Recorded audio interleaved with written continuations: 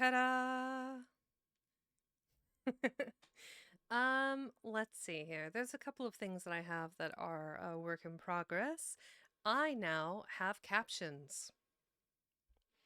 So I think that will be, I really, really want to be inclusive to as many people as possible for my content. And for those that are uh, English speaking, at least. I don't know how to do captions in other languages just yet, but it is a work in progress.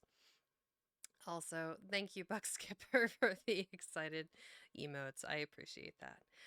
I am going to be finishing Anne of Green Gables today, and am both melancholic and happy to do so, because that means an opportunity to read something else. I, in fact, talked with my mods today about what direction I want to go for the next session, like the next author that I want to cover. And potentially we're going to be looking at some poetry by a couple of different authors. I haven't decided which one yet. Furthermore, this Friday, so 2 days from now, I will be on Almantis VC. Let me give him a shout out here right now in case people haven't seen him before. Shout out, let it all out.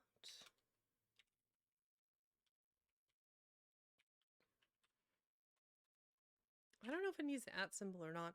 I don't know. We'll see. Oh, I did it with the Twitch one.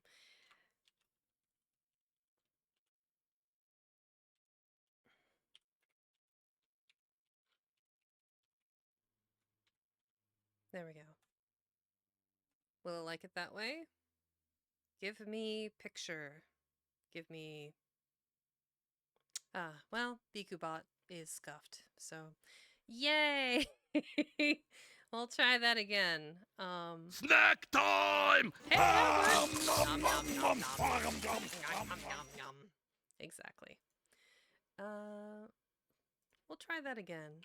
I need more caffeine. My blood is not thin enough. It never gets old. Yeah, it will. It probably will. It probably will. We'll try it again. The power of Bikubot compels you. Nope. Nothing. Oh well. That's okay. I'm at least happy that the captions are working as intended. Now, I did set them up for strictly for streaming. I'm not sure yet if I'm going to set them up for streaming as well as in the VODs as well. I feel like YouTube has a pretty integrated VOD system. So right now it's just being pushed out through OBS to Twitch live. We're going live! Fuck it! I did look at restream.io because I thought it would be kind of cool to live stream on Twitter or live stream on TikTok simultaneously to when I'm streaming on Twitch. Have not worked the kinks out yet. Of course, I remembered that that was something I wanted to do about 15 minutes before I decided I was going to stream today. So, yeah, we're working the kinks out. A lot of stuff in the works right now. Some of the things that I have sent out for commissions are starting to kind of trickle in. Another fun emote that I might just turn into an alert if Twitch doesn't want to behave. Because sometimes they're a little squiffy on the alerts. Like even the mommy emote that I had was like it was banned the first time I posted it, I think. I don't know. They're yeah. They're a work in progress. Like this one. I had Mommy? this as an emote. Sorry. Mommy? Sorry. I have this as an emote, but I can't use it as an emote because, you know, Twitch bad. Rar. Yeah. Let's see here. Let's go to the book. So we are starting on chapter, looks like 33. That doesn't sound right. That is not correct. Brain books. I was looking at the end of the book, so there we go. We are actually on chapter 32, not chapter 37. We will be finishing, there's about 70 pages, so there's at least 3 hours of content with like a break in the middle there. I've got my water, I've got a protein shake, and I have a little bit of coffee left to get me through this next hour. Why is it spicy? I put the mango electrolyte in my water. Mods, just FYI, that I mean literally, I put the spicy mango stuff in my water, which I've almost gotten through, mind you. I think I have like 10 of the packets of that flavor left. I have just been running through the grapefruit flavor. I love that one so much. It's so good. Anyway, to you new listeners out there, whoever you may be, where is that doc, by the way? There it is. Ha ha ha ha. Bonk. I love how I said bonk. There it is, but it read it as funk. Who's got the funk? I wasn't even here. Yeah, it's fine, Almantis. No, you're fine. No, don't smack. I did talk about before you got here that we will be discussing literature on Friday. I think I'm gonna bring my like poetry game on Friday. I'd like to maybe discuss a couple of like noteworthy poets that I really enjoy. Like Rumi, the Sufi poet from like the 1200s. I guess that'd be 13th century. Pablo Neruda from is a more modern poet that I really like from Chile. Of course, I can never not talk about Maya Angelou. I love her, a modern American poet. Unfortunately, she passed away recently. So I don't know if I can actually read her poetry or not. I don't know. It gets a little squiffy about these reading streams because how different people are interpreting their work. I can probably read it from the book I'm holding in my hand. And since I'm using the captions, people will still be able to read the poetry, just not from a book format like I usually do for my readings. Your favorite poet is easy to guess because you are basic. American poet? Well, if it's an American poet, my money is on Robert Frost. And then if it is a European poet, you're probably, okay, all right, I'll stew on it. I'll think about it. All right. And Cora with 5 gifted subs. Thank you so much. You and I hope you enjoy that. Utopia ZV, Uncle Bill Druin, Emperor, Emperor's Armpits. If I can find a good username, I hope you enjoy your new subs. Thank you so much. Thank you, Higara, for the gifted subs. So just a quick recap. Previously, Anne had dyed her hair and had to have it chopped off. She learned about, overcoming her vanity. She is studying to go to Queen's, so she can go to, I believe Queen's is considered a college level education. She's 5th year right now, so she's still got a little ways to go, but she has to start, she's studying for the test, the entrance exam. I will continue with the story. Today we're going to finish the book one way or another, and like I said before, it's making me slightly melancholic, but all good stories have to end eventually. So enjoy the captions for those of you that cannot hear me, and I hope you enjoy the story. And for any new listeners out there, hello, I'm Vexen Cat. Welcome to my library, and I am reading Anne of Green Gables from Lucy Maud Montgomery. Starting with chapter 32. Let's minimize that, and let's get cooking.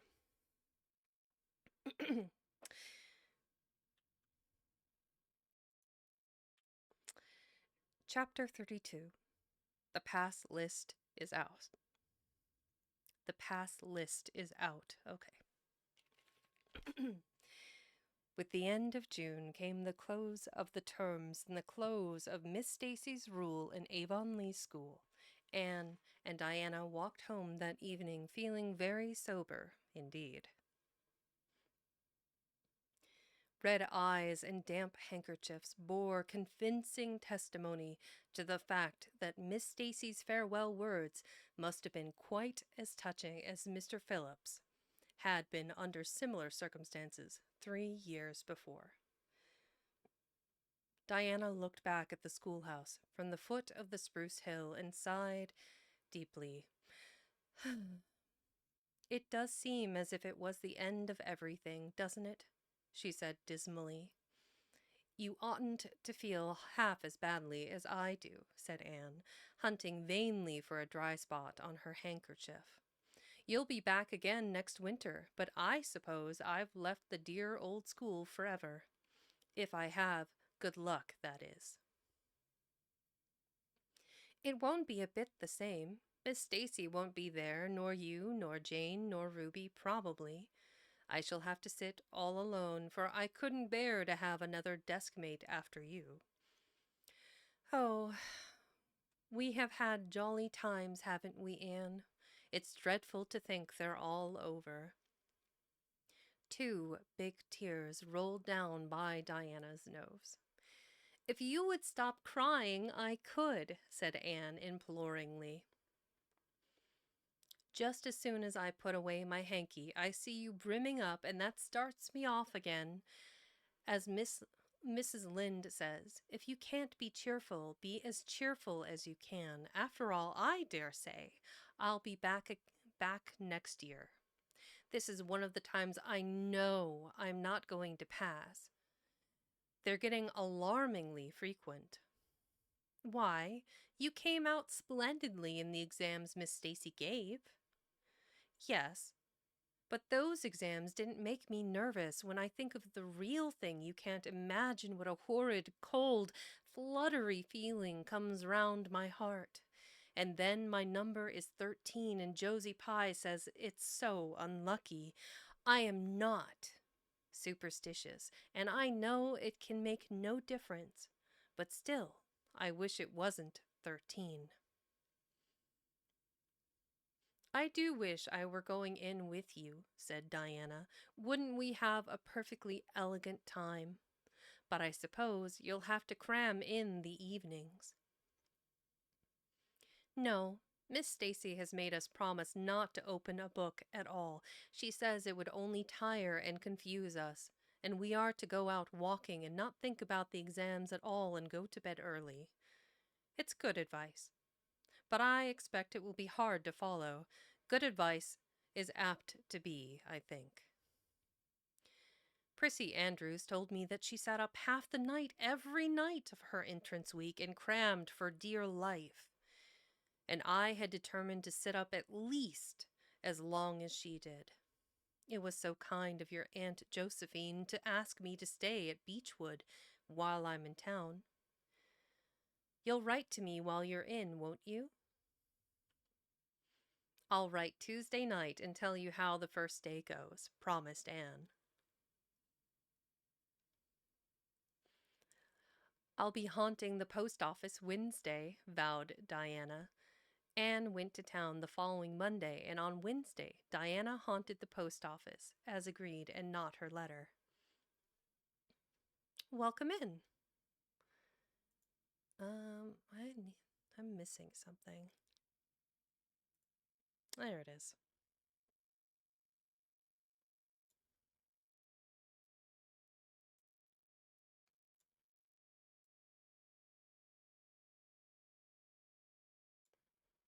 Kingly Wave.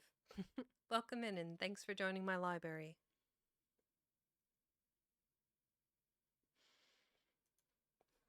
Anne went to town the following Monday, and on Wednesday, Diana haunted the post office, as agreed, and got her letter. Man, 24 hours? I wish. Dearest Diana, wrote Anne, here it is Tuesday night, and I'm writing this in the library at Beechwood. Last night, I was horribly lonesome all alone in my room and wished so much you were with me.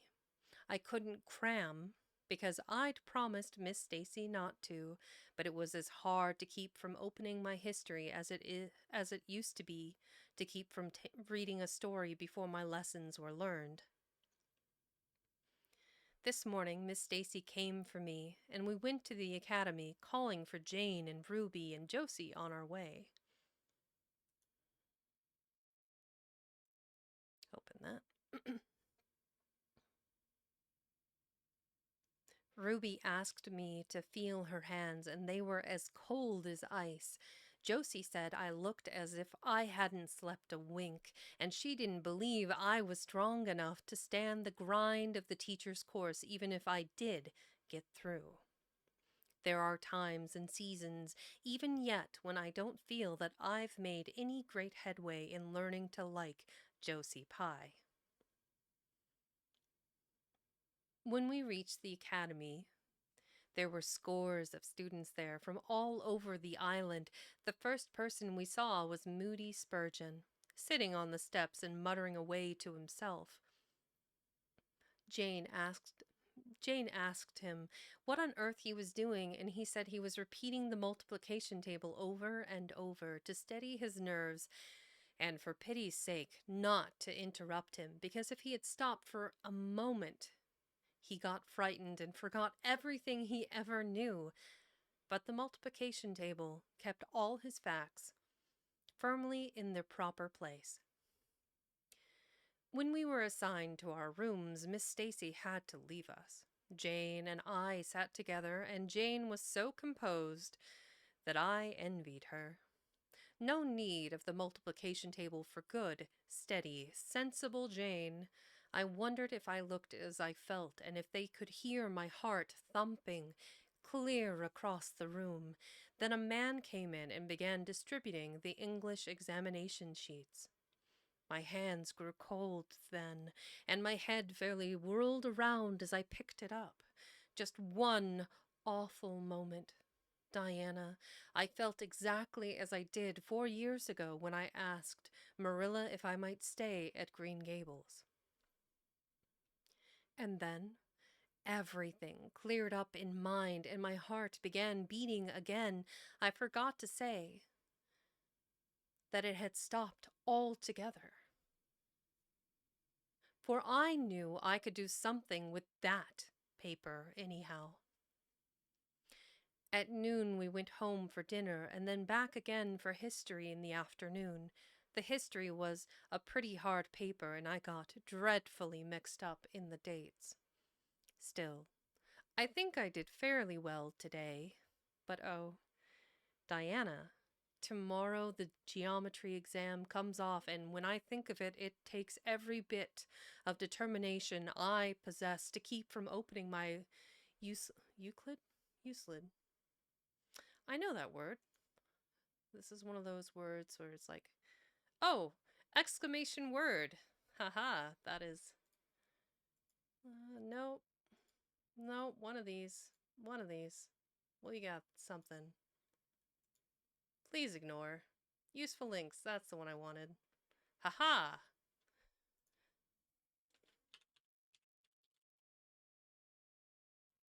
Euclid. Euclid, that's right. Euclid. Okay. Flourished century 300 BC Greek geometrician? Geometrician? Another word. Greek geometry, so it must be geometrician. An educator at Alexandria, a city in northeast Ohio near... Really? Really? I don't know why I find that so funny. Euclid. Okay. Da, da, da, da. When I think of it, it takes every bit of determination I possess to keep from opening my Euclid. If I thought the multiplication table would help me in any, I would recite it from now till tomorrow morning. I went down to see the other girls this evening, and on my way I met Moody Spurgeon wandering distractedly around.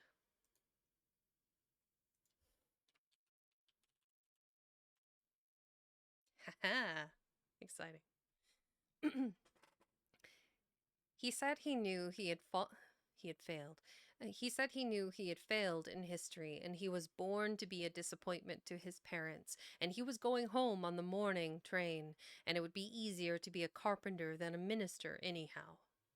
I cheered him up and persuaded him to stay to the end because it would be unfair to Miss Stacy if he didn't. Sometimes I have wished I was born a boy, but when I see Moody Spurgeon, I'm always glad I'm a girl and not his sister. Ruby was in hysterics. When I reached their boarding house, she had just discovered a fearful mistake she had made in her English paper. When she recovered, we went uptown and had an ice cream. How we wished you had been with us. Oh, Diana, if only the geometry examination were over. But there, as Mrs. Lynde would say, the sun will go on, rising and setting, whether I fail in geometry or not. That is true, but not especially comforting. I think I'd rather it didn't go on if I failed. Yours, devotedly, Anne. The geometry examination, and all the others, were over in due time, and Anne arrived home on Friday evening. Rather tired, but with an air of chastened triumph about her. Diana was over at Green Gables when she arrived, and they met as if they had been parted for years. Mind you, she was only gone, what, a week? Nope, broke it. I'm always breaking things. I really should stop clicking on things. I really should. Brain, stop touching things. ADHD, why are you like this? Okay. You old darling, it's perfectly splendid to see you back again. It seems like an age since you went to town, and oh, Anne, how did you get along? Pretty well, I think, in everything but the geometry. I don't know whether I passed in it or not, and I have a creepy, crawly presentiment that I didn't. Oh, how good it is to be back. Green Gables is the dearest, loveliest spot in the world. I'm pretty sure if she does become a teacher, she's going to want to teach in Green Gables, honestly. How did the others do? The girls say they know they didn't pass, but I think they did pretty well. Josie says the geometry was so easy a child of 10 could do it. Moody Spurgeon still thinks he failed in history, and Charlie says he failed in algebra. But we don't really know anything about it and won't until the pass list is out. That won't be for a fortnight. Fancy living a fortnight in such suspense. I wish I could go to sleep and never wake up until it is over. Diana knew it would be useless to ask how Gilbert Blythe had fared, so she merely said, "Oh, you'll pass all right, don't worry." I'd rather not pass at all than not come out pretty well up on the list, flashed Anne, by which she meant, and Diana knew she meant, that success would be incomplete and bitter if she did not come out ahead of Gilbert Blythe. For those of you just now tuning in, Gilbert Blythe is her arch nemesis, more or less. With this end in view, Anne had strained every nerve during the examination. So had Gilbert. They had met and passed each other on the street a dozen times without any sign of recognition, and every time Anne had held her head a little higher and wished a little more earnestly that she had made friends with Gilbert when he asked her, and vowed a little more determinedly to surpass him in the examination. She knew that all Avonlea Jr. was wondering which would come out first. She even knew that Jimmy Glover and Ned Wright had a bet on the question, and that Josie Pye had said there was no doubt in the world that Gilbert would be first. And she felt that her humiliation would be unbearable if she failed. But she had another and nobler motive for wishing to do well. She wanted to, quote, pass high, unquote, for the sake of Matthew and Marilla. Especially Matthew.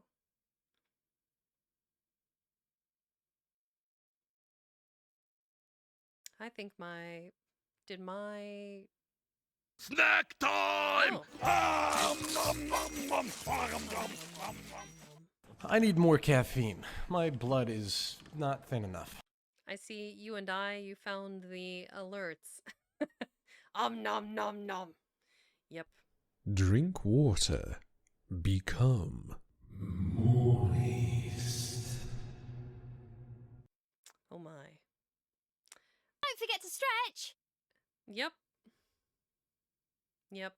I'm going to record the audio for that one of these days. I think the captions are back. Okay. And I will stretch. I unfortunately do not have a snack to nibble on that for right now. I'm going to pause. I still have to figure these out a little bit. I'm going to pause the snack one because I don't have any right now. No snack for me. There we go. But caffeine, check. Water, check. And a big stretch. Yep. Nice. Woo! Get your cold cuts. Get your cold cuts. Okay. But she had another and nobler motive for wishing to do well. She wanted to, quote, pass high, unquote. For the sake of Marilla and for the sake of Matthew and Marilla. Especially Matthew. Matthew had declared to her his conviction that she would beat the whole island.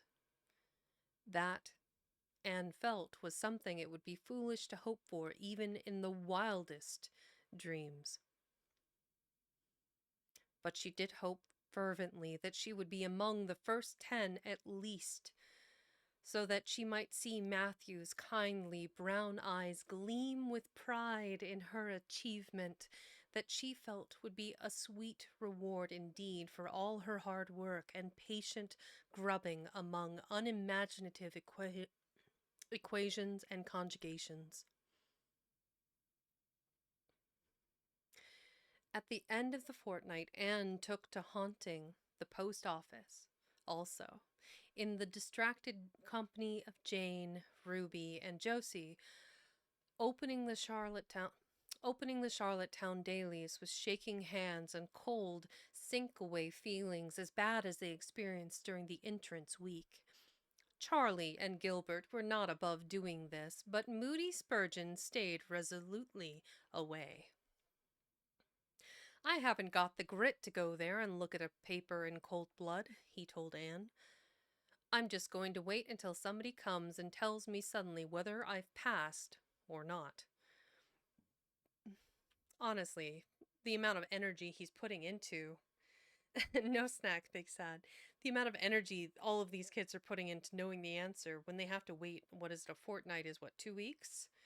That's a long time of going every day to the post office to see if you've passed or not. So, I think that Moody's definitely got the right idea. When 3 weeks had gone by without the pass list appearing, Anne began to feel that she really couldn't stand the strain much longer. Her appetite failed, and her interest in Avonlea doings languished. Mrs. Lind wanted to know what else you could expect with a Tory superintendent of education at the head of affairs, and Matthew, noting Anne's paleness and indifference, and the lagging steps that bore her home from the post office every afternoon, began seriously to wonder if he hadn't better vote Grit at the next election. I'm not sure what the Tory and the Grit are as far as like political parties, but I'm not Canadian. Canadian adjacent, but not Canadian. I think I'll have to do a little research on what those mean. I think Tory was also British. I'm not sure if Grit is, but I digress.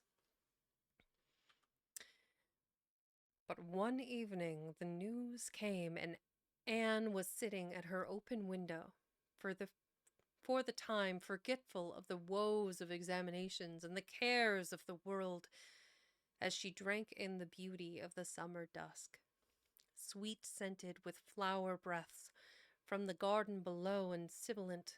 Sibilant? Am I saying that correctly?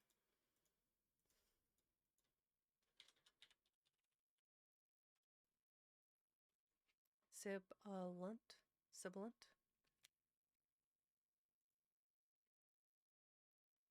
Sibilant. Okay, that is correct.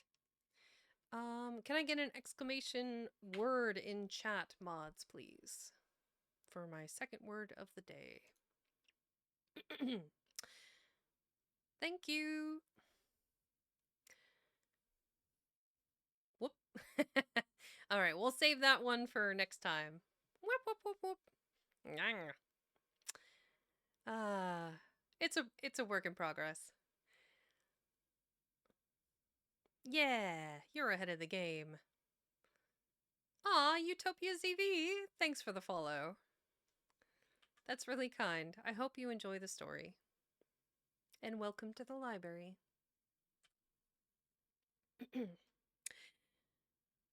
She drank in the beauty of the summer dusk, sweet-scented with flower breaths from the garden below, and sibilant and rustling from the stir of poplars, which have beautiful leaves, by the way.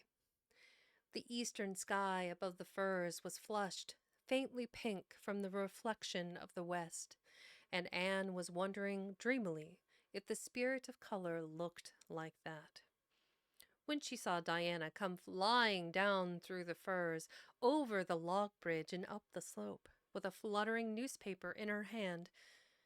Anne sprang to her feet, knowing at once what that paper contained. The pass list was out. Her head whirled and her heart beat until it hurt her. She could not move a step. It seemed an hour to her before Diana came rushing along the hall.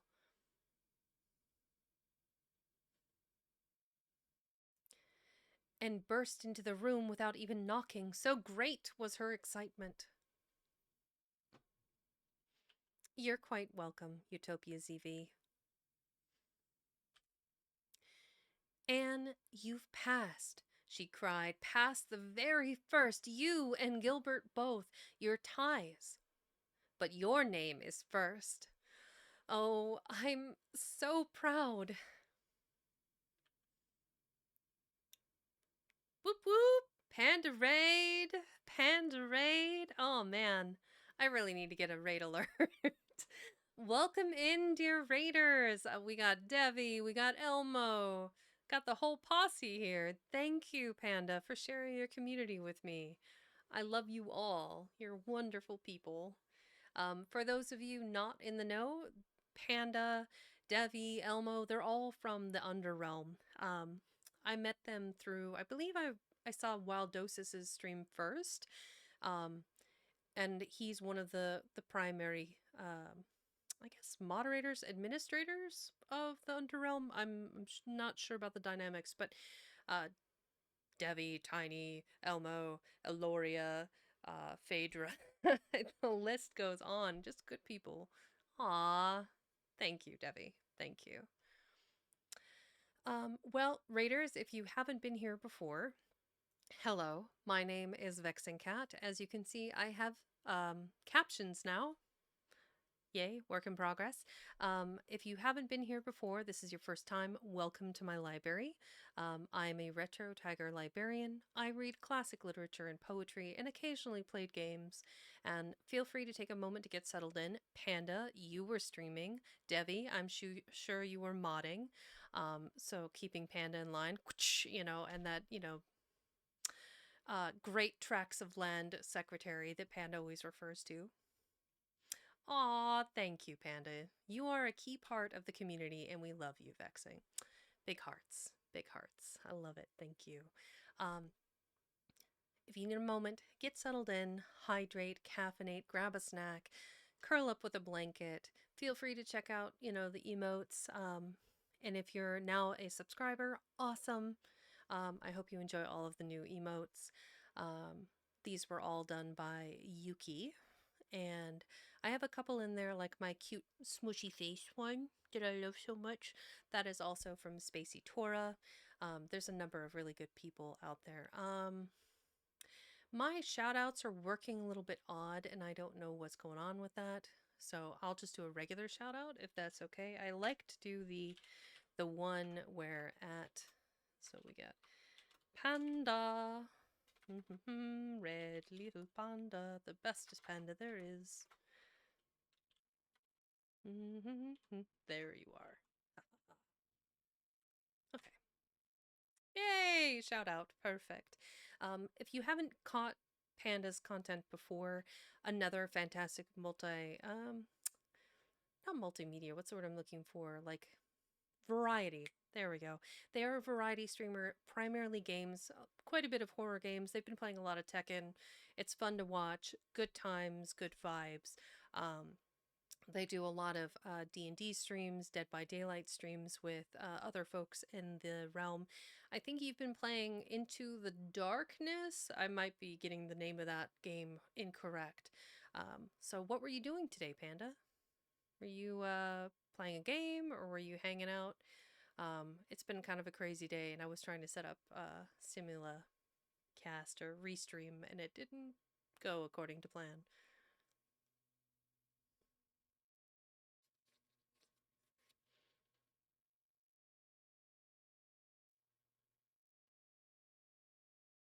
It's possible that Panda had to step away. If that being the case, no worries.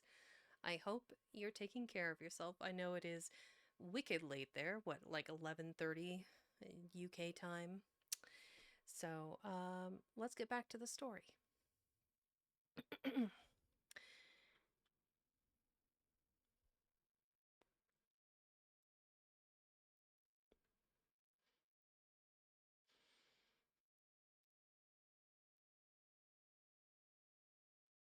Valorant. Never played. Seen gameplay, never played. Dark and Darker, that's the one. Yeah, that's the one that was really cool. A lot of very dark, esoteric vibes in the castle, giving very medieval coded vibes. I liked it. And the monsters, except for the spiders. The spiders can shove right off, but all the monsters in the game were really cool. But it was really funny watching. There was a spider on the floor that walked into an active fire trap, so there's some coding questionable issues there. They walked right through a fire trap in the floor, and we're on fire, and then just one hit from Wild, and it gone. It was really funny to watch. Here we go. I digress. Anne, you've passed, she cried. Passed the very first. You and Gilbert both. Your ties. But your name is first. Oh, I'm so proud. Diana flung the paper on the table and herself on Anne's bed, utterly breathless and incapable of further speech. Anne lighted the lamp, oversetting the match safe, and using up half a dozen matches before her shaking hands could accomplish the task. Then she snatched up the paper. Yes, she had passed. There was her name at the very top of a list of 200. That moment was worth living for. You did just splendidly, Anne, puffed Diana. recovering sufficiently to sit up and speak, for Anne, starry-eyed and rapt, had not uttered a word. Father brought the paper home from Bright River not 10 minutes ago. It came out on the afternoon train, you know, and wouldn't be here till tomorrow by mail. And when I saw the pass list, I just rushed over like a wild thing. You've all passed. Every one of you. Moody Spurgeon and all, although he's conditioned in history. Jane and Ruby did pretty well. They're halfway up, and so did Charlie. Josie just scraped through with 3 marks to spare, but you'll see she'll put on as many airs as if she'd led. Won't Miss Stacy be delighted? Oh, Anne, what does it feel like to see your name at the head of a pass list like that? If it were me, I know I'd go crazy with joy. I am pretty near crazy as it is, but you're as calm and cool as a spring evening. I'm just dazzled inside, said Anne. I want to say 100 things, and I can't find words to say them in. Mood. I never dreamed of this. Yes, I did too, just once. I let myself think once. What if I should come out first? Quakingly, you know, for it seemed so vain and presumptuous to think I could lead the island. Excuse me a minute, Diana. I must run right out to the field to tell Matthew. Then we'll go up the road and tell the good news to the others. They hurried to the hayfield below the barn where Matthew was coiling hay, and as luck would have it, Mrs. Lynde was talking to Marilla at the lane fence. "Oh, Matthew," exclaimed Anne, "I've passed, and I'm first, or one of the first. I'm not vain, but I'm thankful." "Well, now, I always said it," said Matthew, gazing at the pass list delightedly. "I knew you could beat them all easy." "You've done pretty well, I must say, Anne," said Marilla, trying to hide her extreme pride in Anne from Mrs. Rachel's critical eye. But the good soul said heartily, "I just guess she had done well, and far be it from me to be backward in saying it. You're a credit to your friends, Anne, that's what, and we'll all proud of you." What? Sometimes you read a sentence and it just doesn't ring right, and this is one of those times. "You're a credit to your friends, Anne, that's what, and we'll all proud of you." Oh, I've read it multiple times and it still just feels wrong. Oof. That night, Anne, who had wound up a delightful evening by a serious little talk with Mrs. Allan at the manse, knelt sweetly by her open window in a great sheen of moonshine and murmured a prayer of gratitude and aspiration that came straight from her heart. There was in it thankfulness for the past and reverent petition for the future, and when she slept on her white pillow, her dreams were as fair and bright and beautiful as maidenhood might desire. She passed. That's the teaching class. Like, she's passed the entrance exam to become a teacher with that. At only grade 5, mind you. I think that makes her 15 by this period of time. That's really cool. All right. She might be 16. Hard to say. I do recall her arriving at 12, so she'd be 15, 16. I digress. We are now between chapters. As a friendly reminder, hydrate, caffeinate, grab a snack, do whatever you need to make sure you're taking care of yourself. You and I, now is a good time to roll out those stretch, eat, drink, etc. Not normally necessarily in the middle of the chapter. But hopefully everyone's enjoying the story. I know I am. I'm going to read another full chapter. Let me look at the time. Oh, the time. Oh, yes. Okay. So I'm going to go ahead and read a little bit. Yeah, I'll read another whole chapter. I could actually probably get through too. Yes, the cozy emote. We'll go ahead and get through at least one more chapter, and then we'll see how we're going after that, because that was a 32, 33, 34, 35, 36, 37. So there's 6 total. So yes, if we could do at least one more right now would be good. Chapter 33, The Hotel Concert.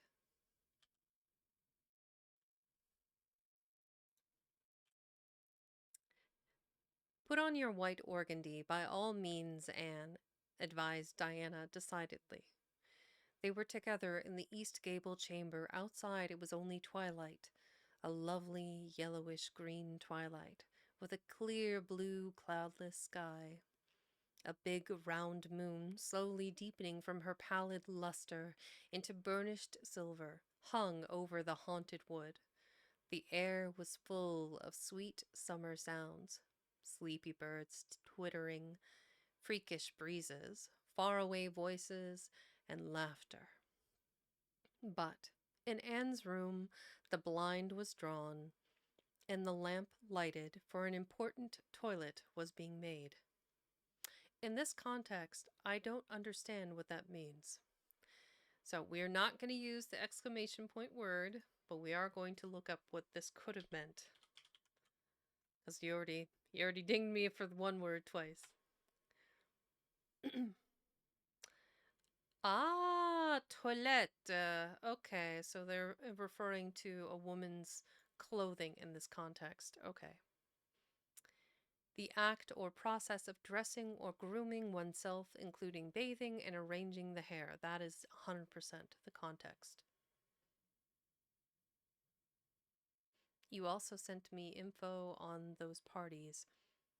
The artist ones that I did the inquiry about earlier, I think, perhaps. Yes. Oh yeah, the Grit and the Tory parties. Okay, I'll have to go check those out here in a bit. Need more Vexing Cat in your life? Oh, that's funny. I rated in from Panda's stream. That's really funny. Shh, don't tell. Yes.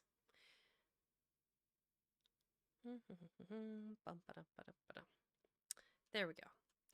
The East Gable was a very different place from what it had been on that night 4 years before, when Anne had felt its bareness penetrate to the marrow of her spirit with its inhospitable chill. Changes had crept in, Marilla conniving at them resignedly, until it was as sweet and dainty as a nest a young phrasing. Marilla conniving at them resignedly until it was as sweet and dainty a nest as a young girl could desire.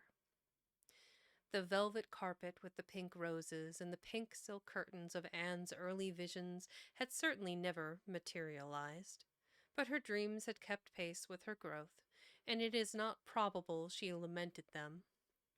The floor was covered with a pretty matting, and the curtains that softened the high window and fluttered in the vagrant breezes were of pale green art muslin. The walls hung not with gold and silver brocade tapestry, but with a dainty apple blossom paper, were adorned with a few good pictures given Anne by Mrs. Allen. Miss Stacy's photograph occupied the place of honor, and Anne made a sentimental point of keeping fresh flowers on the bracket under it. Tonight, a spike of white lilies faintly perfumed the room like the dream of a fragrance.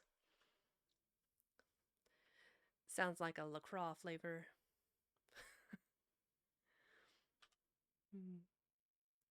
White lilies faintly perfumed LaCroix. Maybe. There was no mahogany furniture, but there was a white-painted bookcase filled with books, a cushioned wicker rocker, a toilet table befrilled with white muslin, a quaint, gilt-framed mirror with chubby pink cupids, and purple grapes painted over its arched top. That used to hang in the spare room, and a low white bed. Anne was dressing for a concert at the White Sands Hotel. The guests had got it up in aid of the Charlottetown Hospital. Charlottetown. Got it up in aid of the Charlottetown Hospital and had hunted out all the available amateur talent in the surrounding districts to help it along. Bertha Sampson and Pearl Clay of the White Sands Baptist Choir had been asked to sing a duet. Milton Clark of Newbridge was to give a violin solo. Winnie Adela Blair of Carmody was to sing a Scotch ballad, and Laura Spencer of Spencervale and Anne Shirley of Avonlea were to recite. I guess technically I'm reciting. Anyway. As Anne would have it, as Anne would have said at one time, it was an epoch in her life, and she was deliciously athrill with the excitement of it. Matthew was in the seventh heaven of gratified pride over the honor conferred. Yeah, okay, that C looks a bit odd. Honor conferred on his Anne, and Marilla was not far behind. Welcome in, Bony Shark. Bony Shark, do. Immediately unfollows. Just welcome in, Bony Shark. Welcome to my library. Although she would have died rather than admit it, and said she didn't think it was very proper for a lot of young folks to be gadding over to the hotel without any responsible person with them. Anne and Diana were to drive over with Jane Andrews and her brother Billy in their double-seated buggy, and several other Avonlea girls and boys were going too. There was a party of visitors expected out from town, and after the concert a supper was to be given to the performers. "Do you really think the organdy will be best?" queried Anne anxiously. "I don't think it's as pretty as my blue-flowered muslin, and it certainly isn't as fashionable." "But it suits you ever so much better," said Diana. "It's so soft and frilly and clinging. The muslin is stiff and makes you look too dressed up. But the organdy seems as if it grew on you." Anne sighed and yielded. Diana was beginning to have a reputation for notable taste in dressing, and her advice on such subjects was much sought after.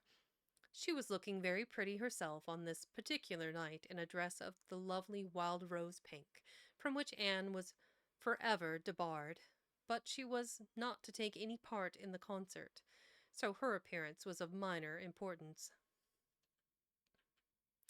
"Oh, Quismar, welcome in. And also, welcome to the library. Thank you for following."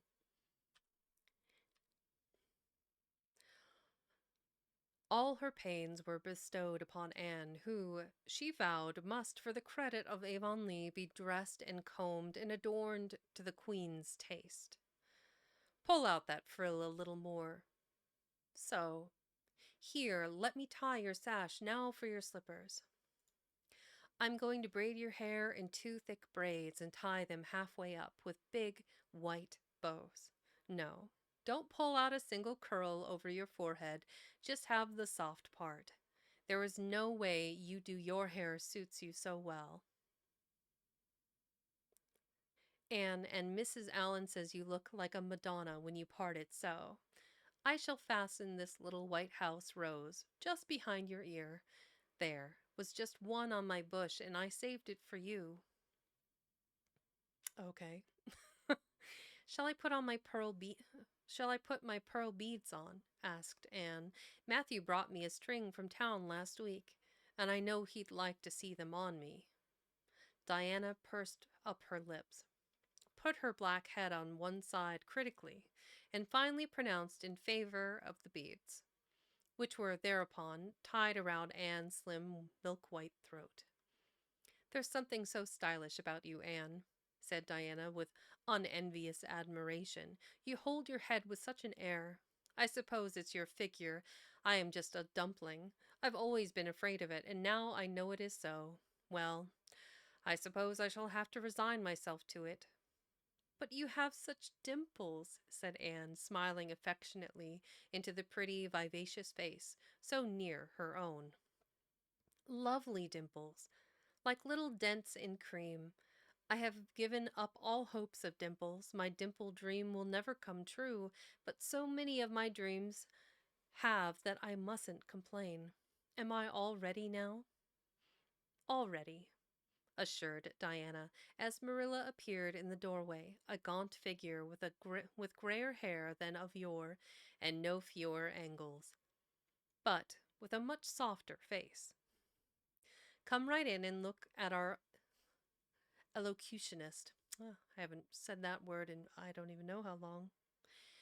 Come right in and look at our elocutionist, Marilla. Doesn't she look lovely? Marilla emitted a sound between a sniff and a grunt. What would that sound like? She looks neat and proper. I like that way of fixing her hair, but I expect she'll ruin that dress driving over there in the dust and dew with it, and it looks almost too thin for these damp nights. Organdy's the most unserviceable stuff in the world anyhow, and I told Matthew so when he got it, but there is no use in saying anything to Matthew nowadays. Time was when he would take my advice, but now he just buys things for Anne regardless, and the clerks at Carmody know they can palm anything off on him. Just let them tell him a thing is pretty and fashionable, and Matthew plunks his money down for it. Mind you, keep your skirt clear of the wheel, Anne, and put your warm jacket on. Then Marilla stalked downstairs, thinking proudly how sweet Anne looked, and with that, quote, one moonbeam from the forehead to the crown, unquote, and regretting that she could not go to the concert herself to hear her girl recite. I wonder if it is too damp for my dress, said Anne anxiously. Not a bit of it, said Diana, pulling up the window blind. It's a perfect night, and there won't be any dew. Look at the moonlight. I'm so glad my window looks east into the sun rising, said Anne, going over to Diana.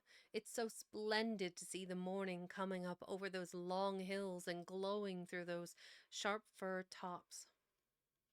It's new every morning,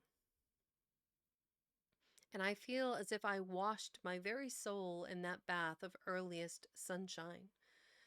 Oh, Diana, I love this little room so dearly. I don't know how I'll get along without it when I go to town next month.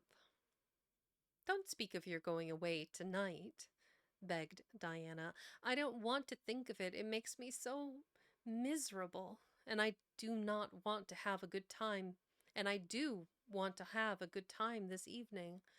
What are you going to recite, Anne? And are you nervous? Not a bit. I've recited it so often in public, I don't mind it at all now. I've decided to give The Maiden's Vow. It's so pathetic. Laura Spencer is going to give a comic recitation, but I'd rather make people cry than laugh. What will you recite if they encore you? They won't dream of encoring me, scoffed Anne, who was not without her own secret hopes that they would, and already visioned herself telling Matthew all about it at the next morning's breakfast table. There are Billy and Jane now. I hear the wheels come on. Billy Andrews insisted that Anne should ride on the front seat with him, so she unwillingly climbed up. She would have much preferred to sit back with the girls, where she could have laughed and chattered to her heart's content. There was not much of either laughter or chatter in Billy. He was a big, fat, stolid youth of 20, with a round, expressionless face, and a painful lack of conversational gifts. But he admired Anne immensely, and was puffed up with pride over the prospect of driving to White Sands with that slim, upright figure beside him. Anne, by dint of talking over her shoulder to the girls and occasionally passing a sop of civility to Billy, who grinned and chuckled and never could think of any reply until it was too late, contrived to enjoy the drive in spite of all. It was a night for enjoyment. The road was full of buggies, all bound for the hotel, and laughter, silver clear, echoed and re-echoed along it. When they reached the hotel, it was a blaze of light from top to bottom. They were met by the ladies of the concert committee, one of whom took Anne off to the performers' dressing room, which was filled with the members of the Charlottetown Symphony Club, among whom Anne felt suddenly shy and frightened and countrified. Her dress, which in the East Gable had seemed so dainty and pretty, now seemed simple and plain. Hey, Wild, welcome in. I hope you're doing well. Too simple and plain, she thought, among all the silks and laces that glistened and rustled around her. What were her pearl beads compared to the diamonds of the big, handsome lady near her? And how poor her one wee white rose might look beside all the hothouse flowers the others wore. Anne laid her hat and jacket away and shrank miserably into a corner. She wished herself back in the white room at Green Gables. Not too bad. How are you doing? I am doing as well as can be expected. I had some irritations yesterday and today, and didn't I overslept, and it's been a rushed day, but I figured out the captions. They're working. I'm pretty excited about that. I still have an emote that is pending. It has been pending for several days, which if they won't let it be an emote, I'm going to turn it into alert. I don't know what I'll call it, but it'll be funny. But yeah, thank you. If you want the same, let me know. I'll just send you the link. It was super easy to add it to OBS.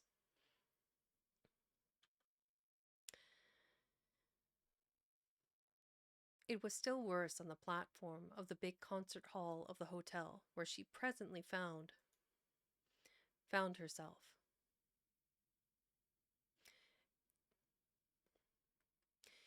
It is really easy and useful to have. On break, I will do that. Let me pull that up so I have that readily available here.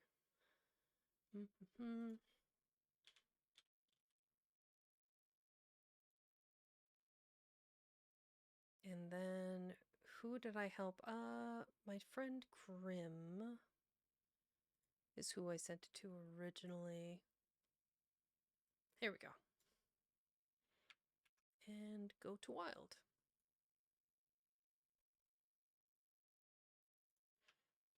Here, Wild, this is a YouTube video. I just sent it to you through Discord. Really super easy to set up. I set it up. Oh, thank you for the resub. Thank you so much. That's so kind. Sent it the YouTube link. Super simple to set up. If there's any other streamers here that would like to set it up themselves, here is a YouTube link. Boom. Right there in the chat if anybody wanted to add captions. Like I said, it's like its own little doc right there on OBS, and you can have it set to record just on the video, so just on the VOD. You can have it just while it's pushed out to streaming. You can have it on both. And then what was the fourth option? Disable native output. Oof. Yeah. So yeah, I have mine set up for just 2 lines. You can have 1 line. You can have like multiple lines. I don't know what the upper end of it is. I imagine it's 4. 4 is the upper limit. But you can change how many lines there are. I think you can change the font type a little bit. I have mine just going out through my stream, not on the actual VOD itself recording, because I do know that Twitch or not Twitch, but YouTube and a couple other streaming services have their own integrated closed captions, which work pretty well for me. At least they do. So Where was I? Okay. Do.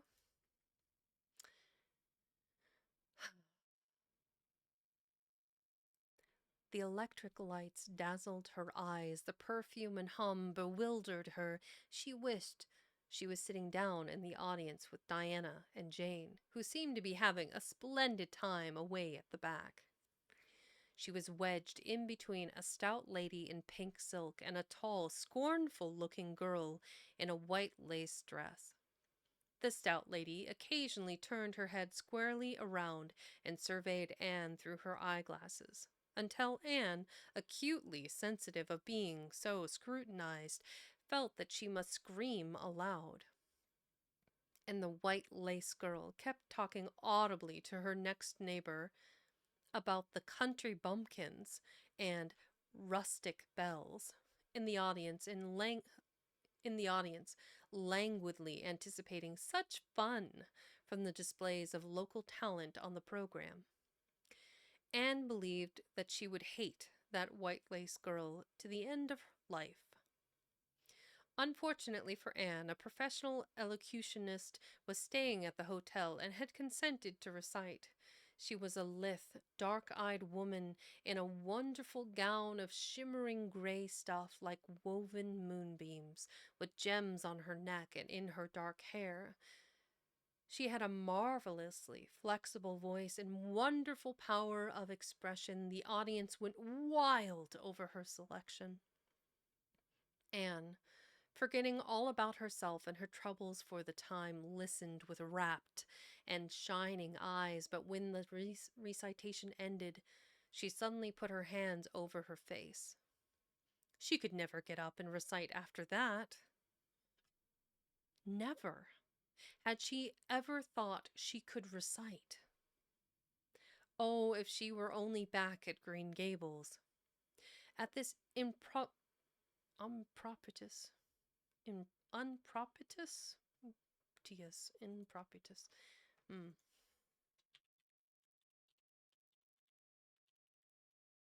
I spell that right? Well, that's not right. UNPROPITIOS. Oh, that's probably why. It's like, I got it this time. Only one of you.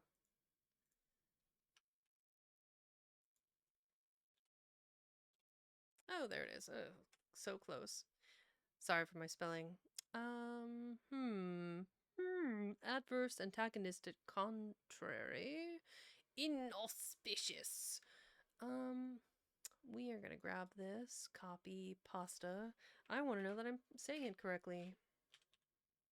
Pronunciation. Unpropitious. Unpropitious. Unpropitious. The more you know. Today I learned. At this unpropitious moment, her name was called.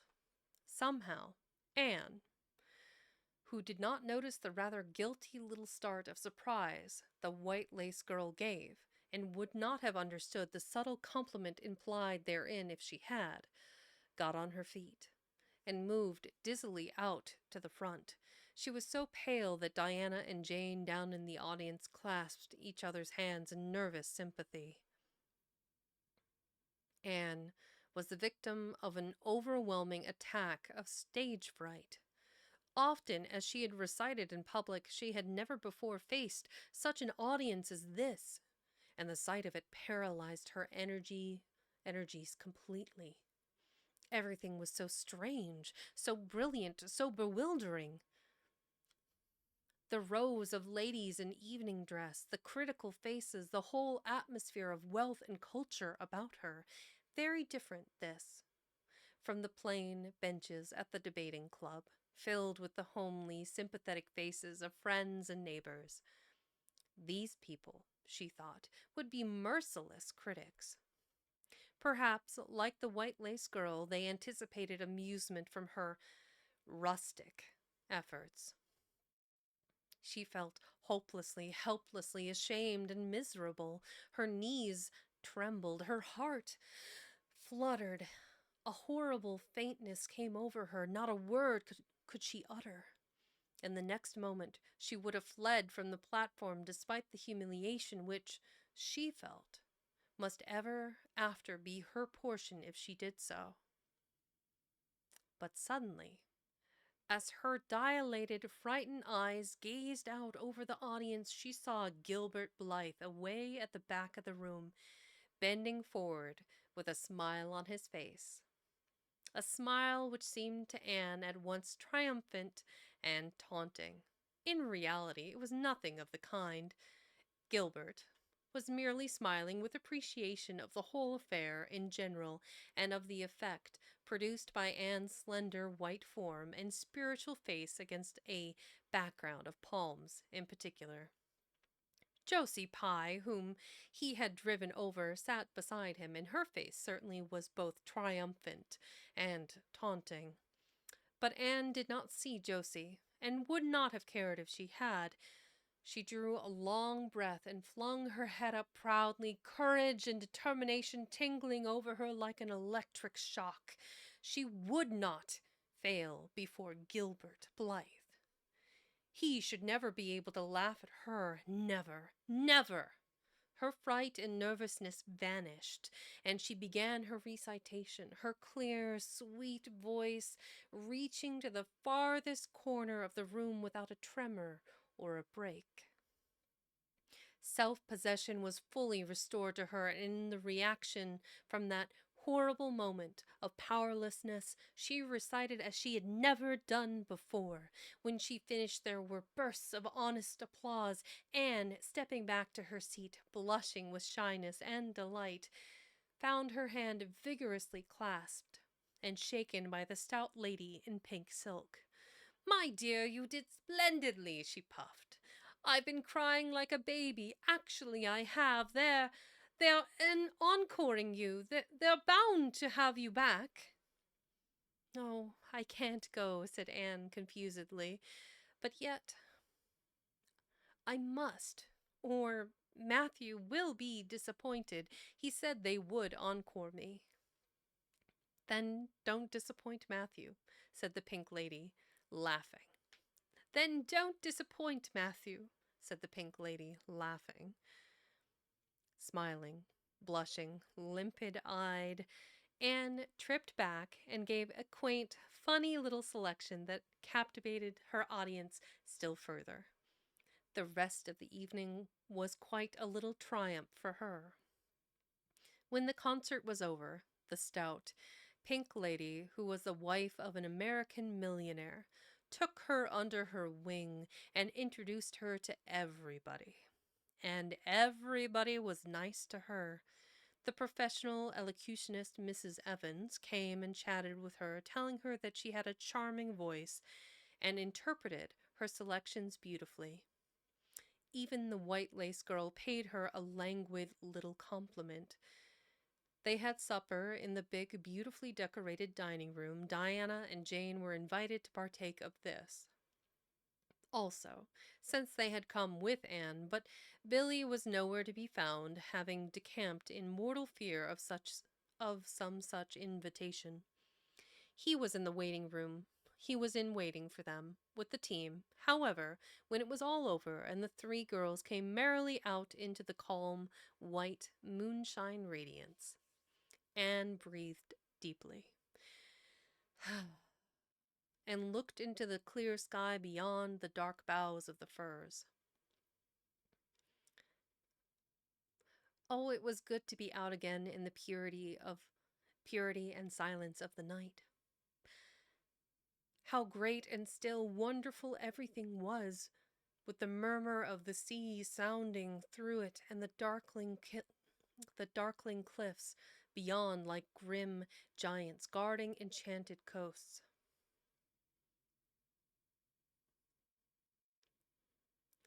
"Hasn't it been a perfectly splendid time?" sighed Jane as they drove away. "I just wish I was a rich American and could spend my summer at a hotel, and wear jewels and low-necked dresses, and have ice cream and chicken salad every blessed day." "I would get so bored of chicken salad," every single day. I can handle it like maybe twice a year. Every day, that would be horrible. Too much. Too much of a good thing. I'm sure it wouldn't. I'm sure it would be ever so much more fun than teaching school. And your recitation was simply great. Although I thought at first you were never going to begin. I think it was better than Mrs. Evans. Oh no, don't say things like that, Jane, said Anne quickly, because it sounds silly. It couldn't be better than Mrs. Evans, you know, for she is a professional, and I'm only a schoolgirl. With a little knack of reciting. I'm quite satisfied if the people just liked mine pretty well. I wonder if I could be an elocutionist. I think that would be kind of a fun, just reciting poetry and readings. I guess technically I am. Hey! I'm not a librarian, I'm a elocutionist. I don't know. Maybe both.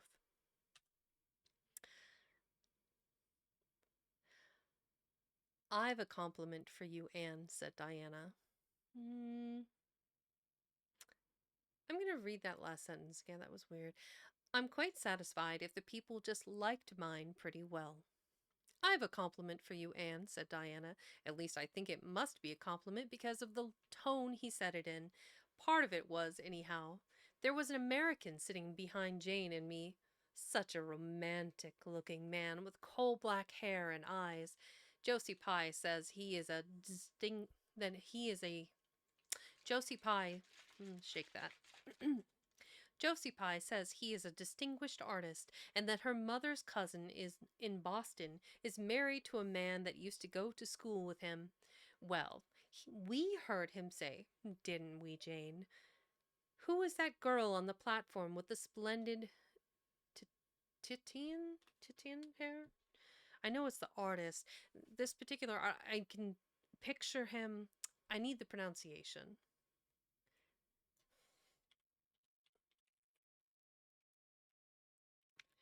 Titian. Titian? Is it really Titian? Titian. Titian was an amazing artist. Do they have his paint? They'll probably have his paintings. Venetian artist. Oh, that's a little too spicy. We'll go with this one. Or not. I'm scared.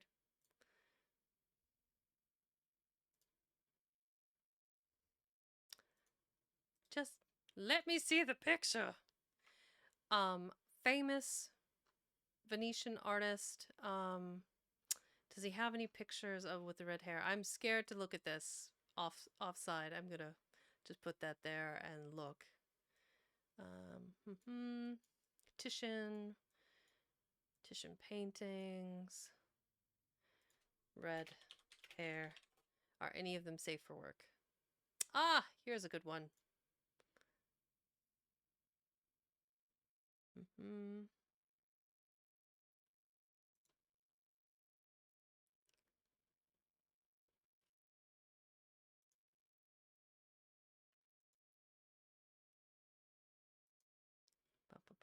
There's all of these like articles about women kissed with red.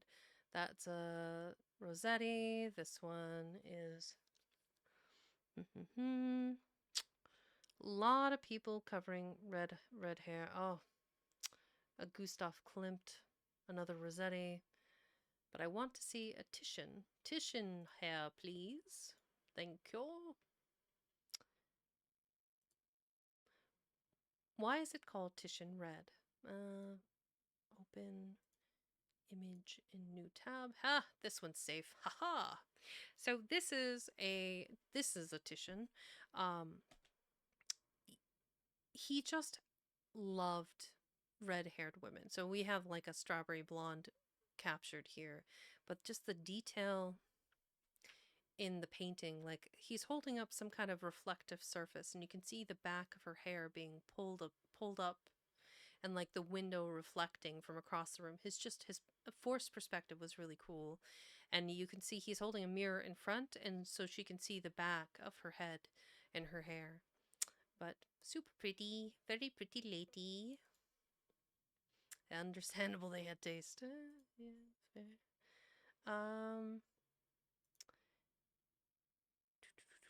I want to see if they have. I'm gonna have to go hunt down some other Titian Renaissance paintings. But just the way he would actually cover women was really beautiful, like from the feminine gaze, as they say. Just really pretty. Is this a Titian? I don't know. I'm gonna have to do more work. I do know that this is a Titian here, though. Like lots of detail in the border. Like it almost looks like it's an actual frame, but it's a painting. And all the little cherubic babies. Amazing colors. Amazing colors there. Titian. Here we go. Who is that girl on the platform with the splendid Titian hair? She has a face I should like to paint. There now, Anne. But what does Titian hair mean? Being interpreted, it means plain red, I guess, laughed Anne. Titian was a very famous artist who liked to paint red-haired women, which I find ironic because a quick Google search and I couldn't find any. Did you see all the diamonds those ladies wore? Sighed Jane. They were simply dazzling. Wouldn't you just love to be rich, girls? We are rich, said Anne staunchly. Why, we have 16 years to our credit, and we're happy as queens, and we've all got imagination, more or less. Look at that sea, girls. All silver and shadow and vision of things not seen. We couldn't enjoy its loveliness any more if we had millions of dollars and ropes of diamonds. You wouldn't change into any of those women if you could. Would you want to be that white lace girl and wear a sour look all your life, as if you'd been born turning up your nose at the world? Or the pink lady, kind and nice as she is, so stout and short that you'd really no figure at all? Or even Mrs. Evans, with that sad, sad look in her eyes. She must have been dreadfully unhappy some time to have such a look. You know. You wouldn't, Jane Andrews. I don't know exactly, said Jane, unconvinced. I think diamonds would comfort a person for a good deal. They don't. Well, I don't want to be anyone but myself, even if I go uncomforted by diamonds all my life. Hey, declared Anne. I'm quite content to be Anne of Green Gables, with my string of pearl beads. I know Matthew gave me as much love with them as ever went with Madame the Pink Lady's jewels. Ah, all the feels, right in the heart. That was pretty. Let's see. We have about 40 more pages, and I think mathematically that would be 4 chapters, roughly, left of the book. So I am going to take a quick 3-minute bathroom break, get through an ad so we have breathing room, and then when I come back, we shall continue with chapter 34. So hold your girdles, girls, guys, and non-binary pals. We're gonna go. So yes, guys, gals, and non-binary pals, I'm gonna go use the restroom. I will be right back.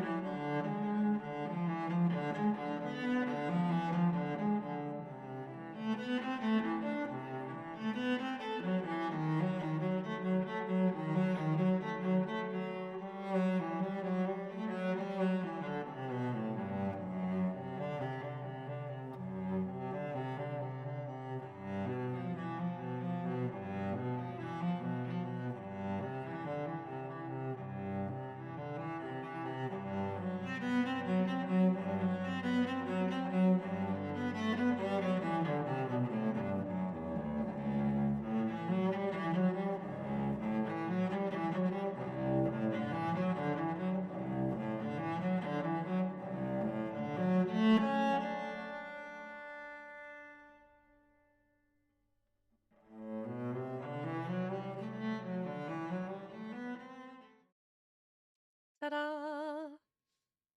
And I'm back. Let's see. In the back. I am back. Yeah, there we go. I think it's going to be touch and go with the calibration on the captions.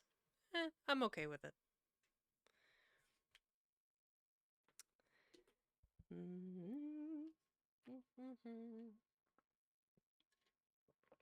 Num num num.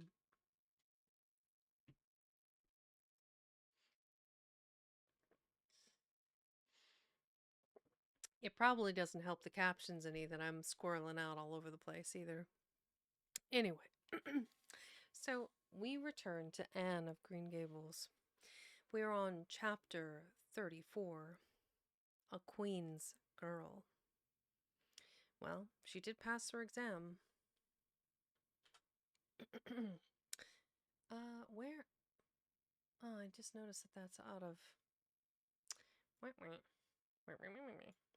The follower goal has not been updating. That tracks.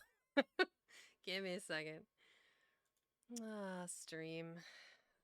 So one of the creators that I follow on Twitter, Benny Arts, amazing artists. They do a ton of stream assets and widgets.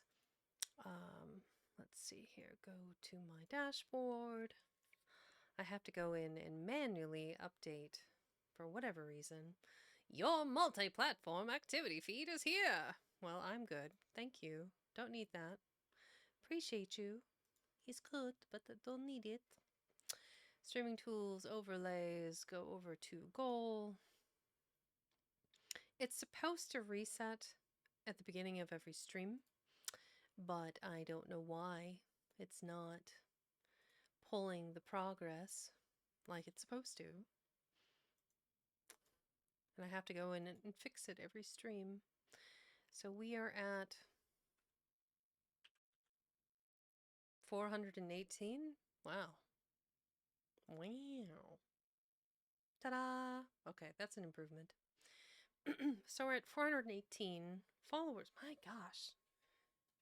From 400 to 450 is going way faster than 300 to 400 ever did. That's wild. Absolutely wild. Okay. I digress. I need a new phrase. I digress. I'm using it too often.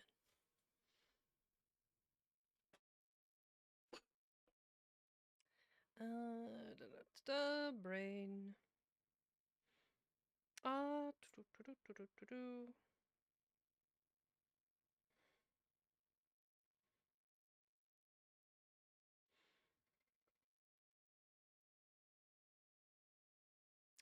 I feel I diverge and I deviate.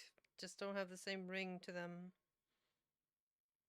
Swerve, veer, wander, drift, ramble. I ramble. Yes, that was probably a better phrase. Time to regress then, I suppose. They don't. Yeah.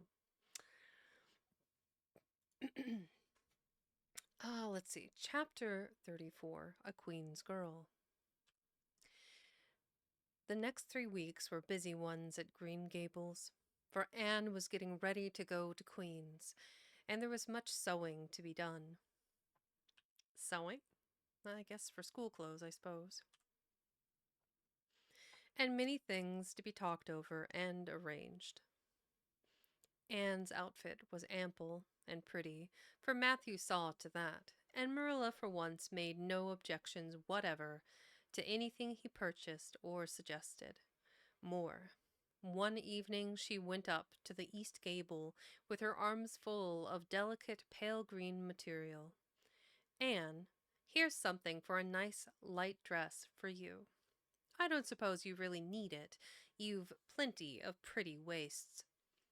But I thought maybe you'd like something real dressy to wear if you were asked out anywhere of an evening in town, to a party or anything like that. I hear that Jane and Ruby and Josie have got, quote, evening dresses, unquote, as they call them, and I don't mean you shall be behind them. I got Mrs. Allen to help me pick it in town last week, and we'll get Emily Gillis to make it for you. Emily has got taste, and her fits aren't to be equaled. Oh, hi, Sino. Welcome in. Oh, you're hiding in the library during D&D. That's fair. Well, enjoy your lurk.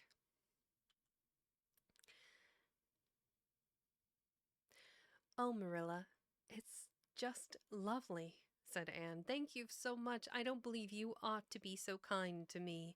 It's making it harder every day for me to go away. The green dress was made up with as many tucks and frills and shirrings as Emily's taste permitted.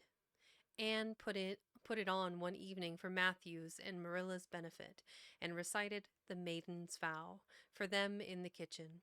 As Marilla watched the bright, animated face and graceful motions, her thoughts went back to the evening Anne had arrived at Green Gables, and memory recalled a vivid picture of the odd, frightened child in her preposterous yellowish brown wincey dress, the heartbreak looking out of her tearful eyes. Something in the memory brought tears in Marilla's own eyes. I declare my recitation has made you cry, Marilla, said Anne gaily, stooping over Marilla's chair to drop a butterfly kiss on the lady's cheek. Now I call that a positive triumph. Little does she know. No, I wasn't crying over your piece, said Marilla, who would have scorned to be betrayed into such weakness by any poetry stuff. I just couldn't help thinking of the little girl you used to be, Anne, and I was wishing you could have stayed a little girl, even with all your queer ways. You've grown up now, and you're going away, and you look so tall and stylish and so different altogether in that dress, as if you didn't belong in Avonlea at all. And I just got lonesome, thinking it all over. Marilla? Anne sat down on Marilla's gingham lap, took Marilla's lined face between her hands, and looked gravely and tenderly into Marilla's eyes. I'm not a bit changed. Not really. I'm only just pruned down and branched out. The real me. Back here is just the same. It won't make a bit of difference where I go or how much I change outwardly. At heart, I shall always be your little Anne, who will love you and Matthew and dear Green Gables more and better every day of her life. Anne laid her fresh young cheek against Marilla's faded one, and reached out a hand to pat Matthew's shoulder. Marilla would have given much just then to have possessed Anne's power of putting her feelings into words, but nature and habit had willed it otherwise, and she could only put her arms close about her girl and hold her tenderly to her heart, wishing that she need never let her go. Neff! Hey! Neff Durath, the Lore Keeper, another fellow reader, if everyone hasn't checked them out before. Can I get a shout out for Neff? Probably, arguably, my favorite. I lurk in their streams all the time. They're just, let's see, what were you reading recently? You were, I think it was a Brandon Sanderson was one of the ones that comes to mind immediately. There it is. And he's playing Minecraft. That is ironic.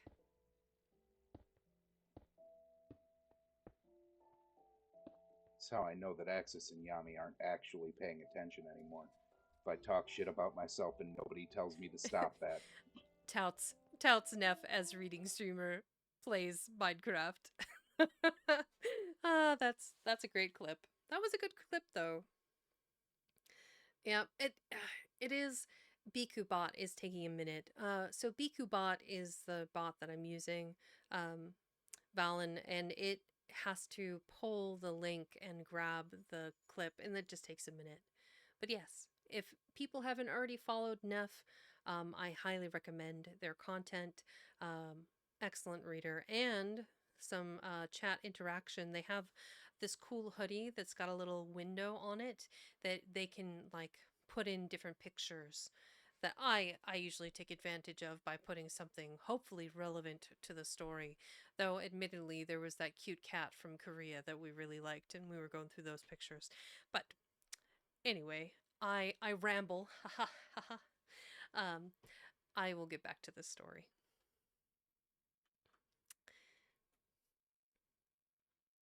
Matthew, with a suspicious moisture in his eyes, got up and went out of doors. Under the stars of the blue summer night, he walked agitatedly across the yard to the gate under the poplars.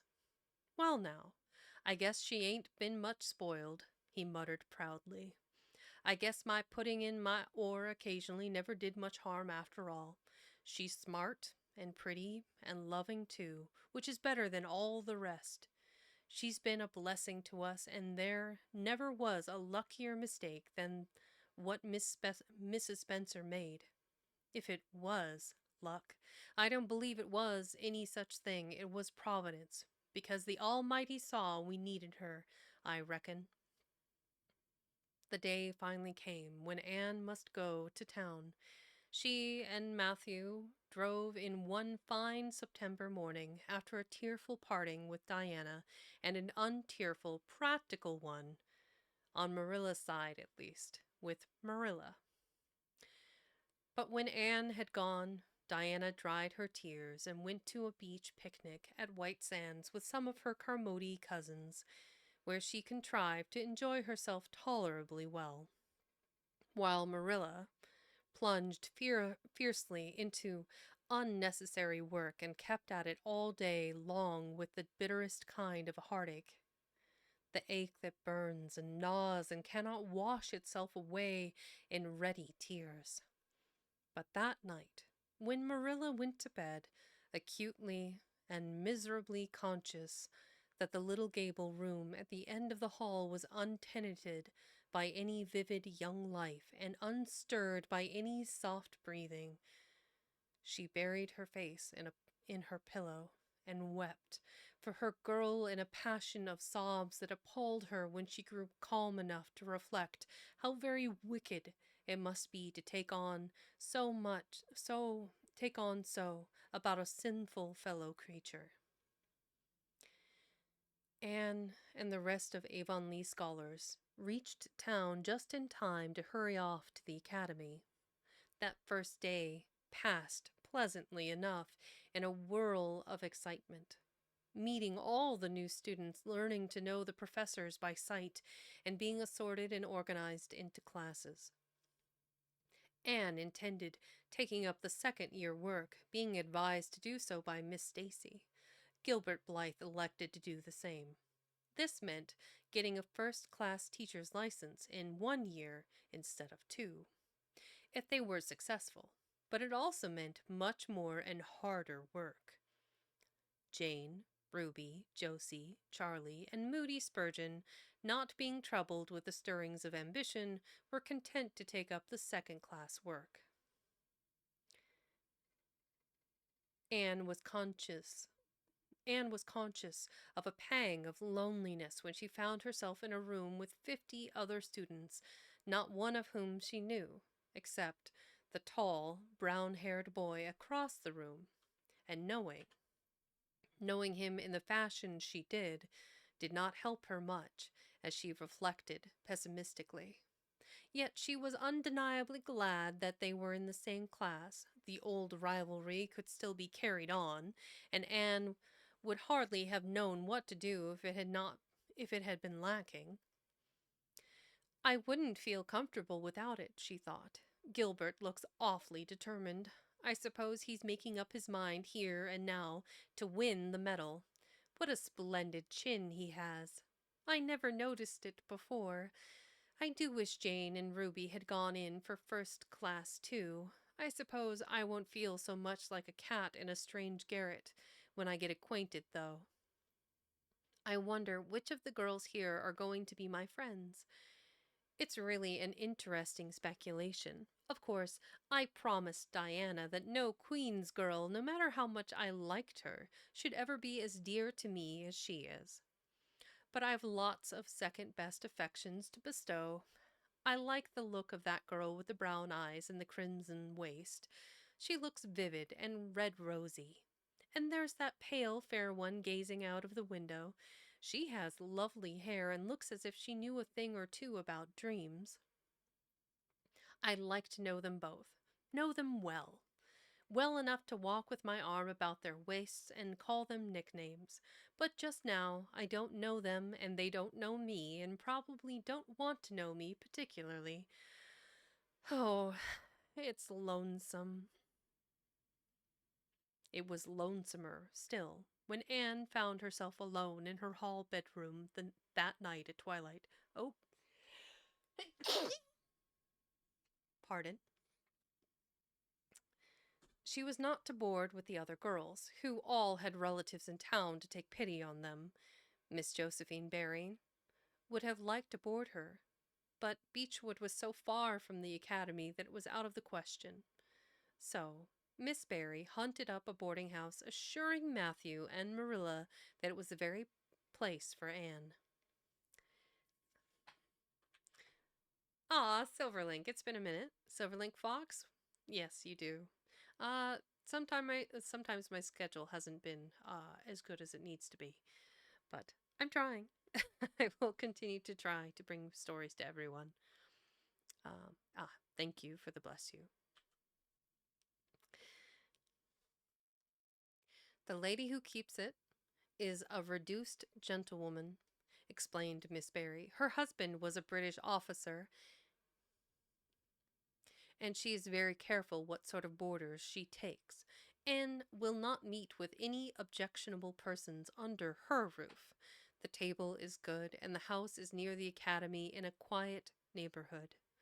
All this might be quite true, and indeed proved to be so, but it did not materially help Anne in the first agony of homesickness, and that seized upon her. She looked dismally about her narrow little room, with its dull, papered, pictureless walls, its small iron bedstead, and empty bookcase, and a horrible choke came into her throat as she thought of her own white room at Green Gables, where she would have the pleasant consciousness of a great green still outdoors, of sweet peas growing in the garden and moonlight falling on the orchard, of the brook below the slope and the spruce boughs tossing in the night wind beyond it, of a vast starry sky and the light from Diana's window shining out through the gap in the trees. Here there was nothing of this.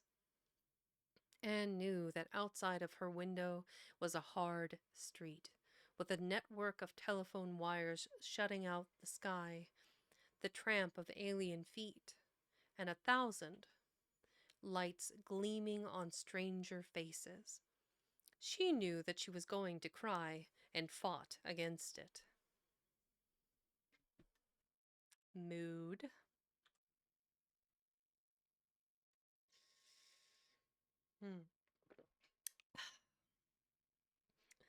I won't cry. It's silly and weak.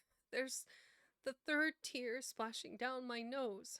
There are more coming. I must think of something funny to stop them. But there's nothing funny except what is connected with Avonlea. And that only makes things worse. 4, 5. I'm going home next Friday, but that seems 100 years away. Oh, Matthew is nearly home by now, and Marilla is at the gate, looking down the lane for him. 6, 7, 8. Oh, there's no use in counting them. They're coming in a flood presently. I can't cheer up. I don't want to cheer up. It's nicer to be miserable. I beg your pardon? It's nicer to be miserable? Okay. The flood of tears would have come, no doubt, had not Josie Pye appeared at that moment. In the joy of seeing a familiar face, Anne forgot that there had never been much love lost between her and Josie. As a part of Avonlea life, even a Pye was welcome. "I'm so glad you came up," said Anne. Anne said sincerely. "You've been crying," remarked Josie with aggravating pity. "I suppose you're homesick. Some people have so little self-control in that respect. I've no intention of being homesick, I can tell you. Town's too jolly after that poky old Avonlea. I wonder how I ever existed there so long. You shouldn't cry, Anne. It isn't becoming, for your nose and eyes get red. And then you seem all red. I'd a perfectly scrumptious time in the academy today. Our French professor is simply a duck. His mustache would give you kerwallops of the heart." What a phrase. "His mustache would give you kerwallops of the heart." Put that in my notes here. I think that's a silly thing to say. Kerwallops. That's gonna be... There we go. Bonk. Have you anything eatable around, Anne? No bonk. No bonk. I bonk you. The kerwallop. Yeah, you're not wrong, actually. I'll threaten you, and don't threaten me with a good time. Yeah. Hi. Hi. Hi, Fallen. You're up late. Welcome in. I love how, like, the Twitch integrated chat just sometimes doesn't have the same goodies as... I don't know. I don't like it. Twitch integrated chat is just weird sometimes in OBS. What was I looking for? Come on, brain. Yes. You threaten me with Zabonk, I threaten you with Zabonk. Yes. Ah, you got home very late. I assume you were at the theater today. I hope it went well for you.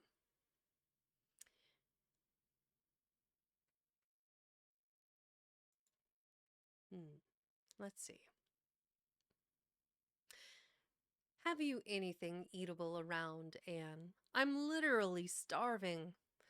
I guessed likely Marilla'd load you up with cake. That's why I called round. You're coming over to steal her cake. That's rude. I guessed likely Marilla'd load you up with cake. That's why I called round. Otherwise, I'd have gone to the park to hear the band play with Frank Stockley. He boards same place as I do, and he's a sport. He noticed you in class today and asked me who the red-headed girl was. I told him you were an orphan that the Cuthberts had adopted, and nobody knew very much about what you'd been before that. I'll say it. Josie Pye is a terrible person. Anne was wondering if, after all, solitude and tears were not more satisfactory than Josie Pye's companionship when Jane and Ruby appeared, each with an inch of Queen's color ribbon, purple and scarlet, pinned proudly to her coat. As Josie was not speaking to Jane just then, she had to subside into comparative harmlessness. "Well," said Jane with a sigh, "I feel as if I'd lived many moons since the morning. I ought to be home studying my Virgil. That horrid old professor gave us 20 lines to start in on tomorrow. But I simply couldn't settle down to study tonight. Anne, methinks, meekses, if you... blah, blah, blah, blah, blah, brain. But I simply couldn't settle down to study tonight. And methinks I see the traces of tears. If you've been crying, do own up.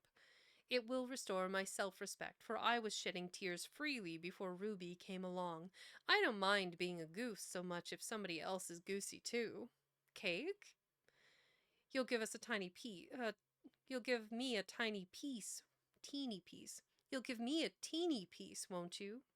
Thank you. It has the real Avonlea flavor. Ruby, perceiving the Queen's calendar lying on the table, wanted to know if Anne meant to try for the gold medal.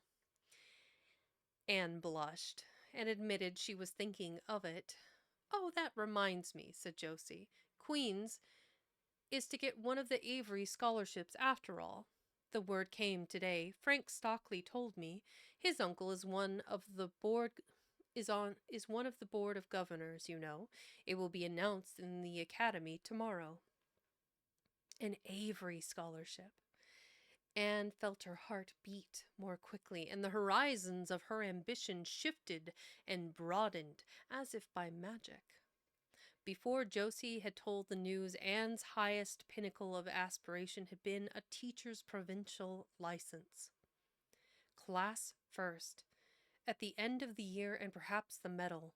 And now, in a moment, Anne saw herself winning the Avery scholarship, taking an arts course at Redmond College, and graduating in a gown and mortarboard, all before the echo of Josie's words had died away.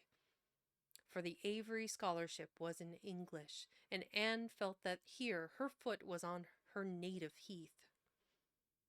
A wealthy manufacturer of New Brunswick had died and left part of his fortune to endow a large number of scholarships, to be distributed among the various high schools and academies of the maritime provinces, according to their respective standings. There had been much doubt whether one would be allotted to Queen's. But the matter was settled at last, and at the end of the year the graduate who made the highest mark in English and English literature would win the scholarship, $250 a year for 4 years at Redmond College.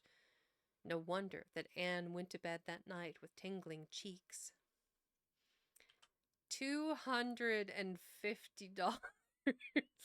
Woo! By modern standards. Oh man, how far we've come in 100 years. At $250 doesn't really seem to shake out very much for a whole year. Ayah. Somebody want to look up the rate exchange from 1908, $250 to what is that worth today?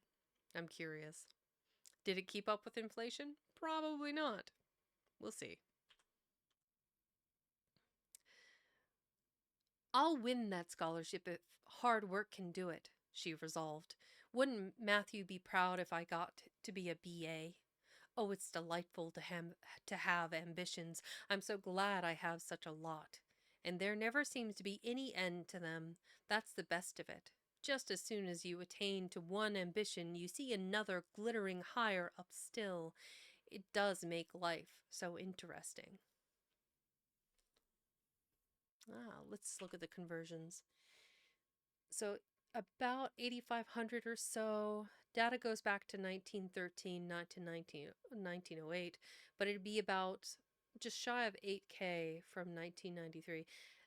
$8,000 a year. And I'm assuming the college cost for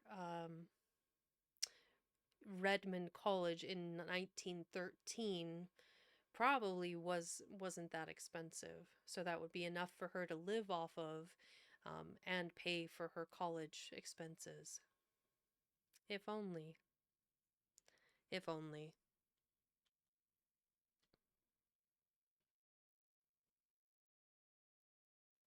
It would have. It would have actually been enough to live off of, unlike, student loans and tuition now.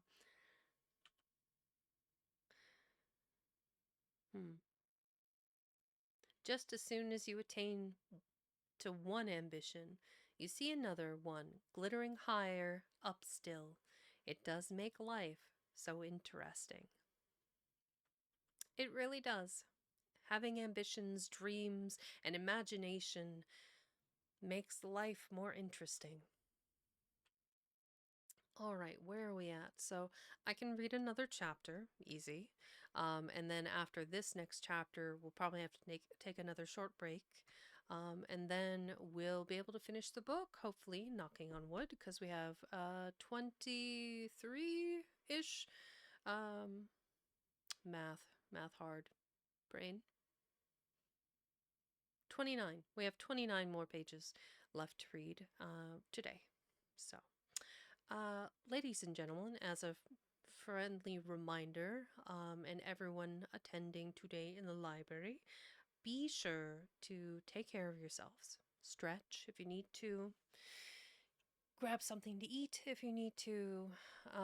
Hydrate, please. I'm going to have some more of my Rebel protein hazelnut shake.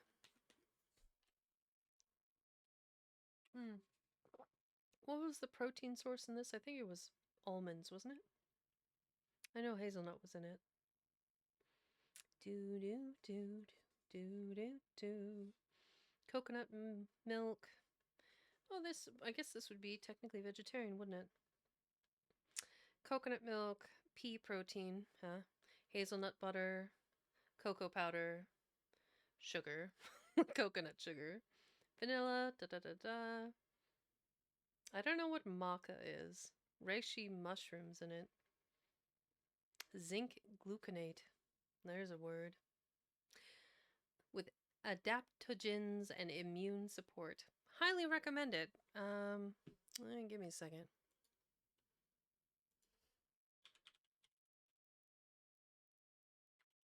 Two bees.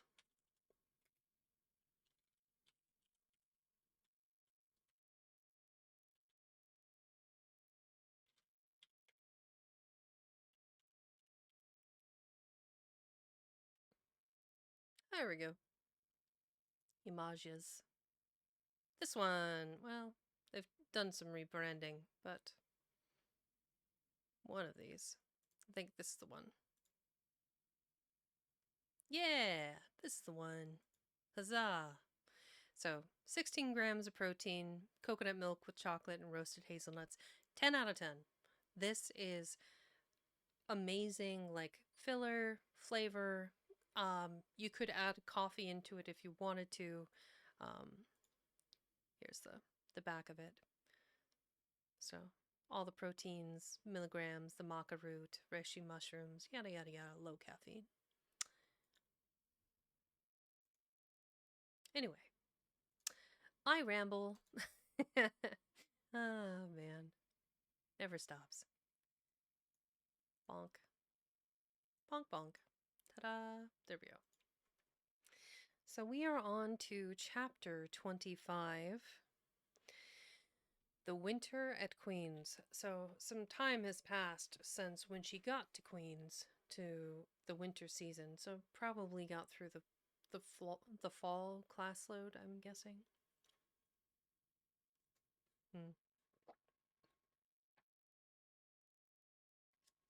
Mm-hmm. A little bit of protein. Delicious.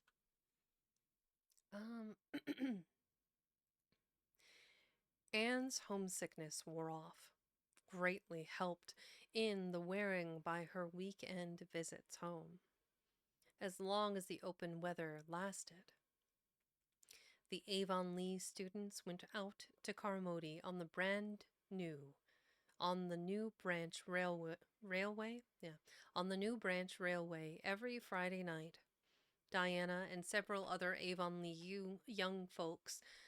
She could have just did youths there, but it was a choice.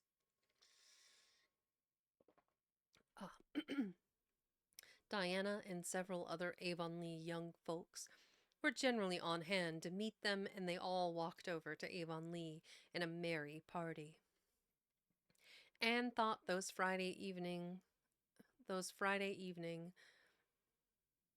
gypsyings over the autumnal hills in the crisp golden air. This is where I'd like to preface that sometimes words don't age well. Let's see. This book includes antiquated terms and turns of phrase that I do not use, nor do I condone the use of in modern day language. I don't like that word. Yes.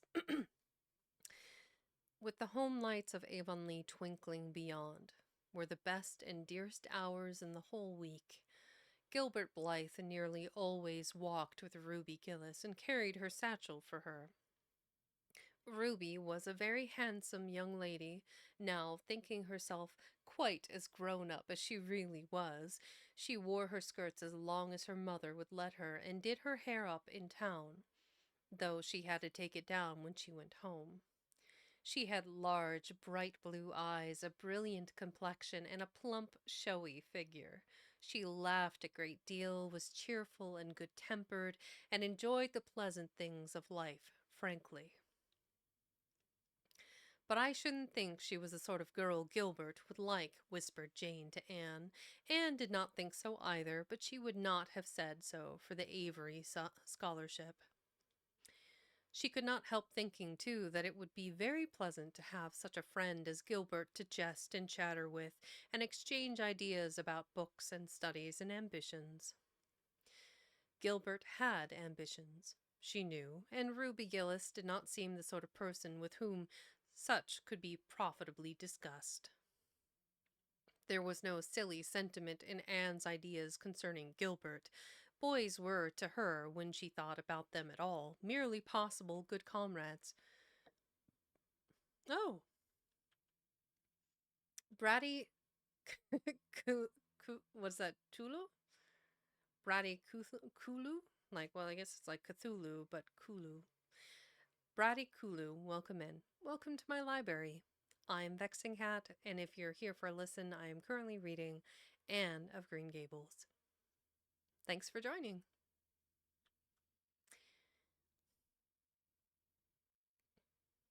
Oh, I just, you have a brain. Okay, I know what it is. All right. Channel, open link in new tab. Alerts. Do I have spring alerts? I do. But I was just thinking about that. Dun dun dun. Chat dashboard. So if I don't do, I hate interrupting stream to do stuff like this, but if I don't do it, I will not remember because that is how my brain works. Yeah. Welcome to ADHD. Woo! Let's see.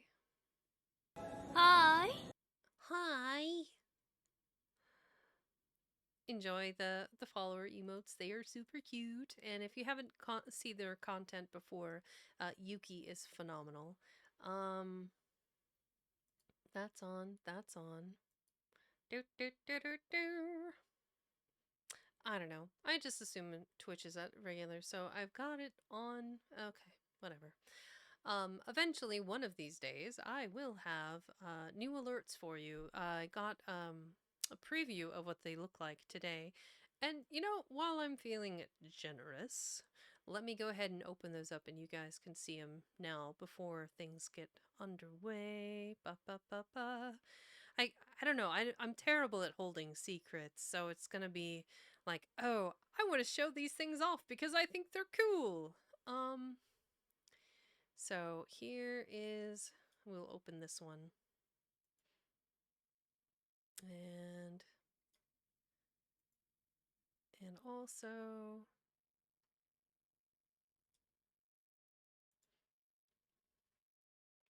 okay. So I think I got this one. Should be, yep. So this is going to be the new raid emote or alert. And then I will show you guys one more. This, da da da. This is going to be when somebody, I do believe this is going to be when somebody subscribes or follows. I haven't quite decided. One or the other. Maybe both. I don't know. I still have to figure things out. I'm always moving and shaking, so it's hard to say. Oh, man. Anyway, so we are reading chapter 25 at Winter Queens. Da da da. We had read the first few chapters. I distracted myself already. I'm just terrible about this sometimes.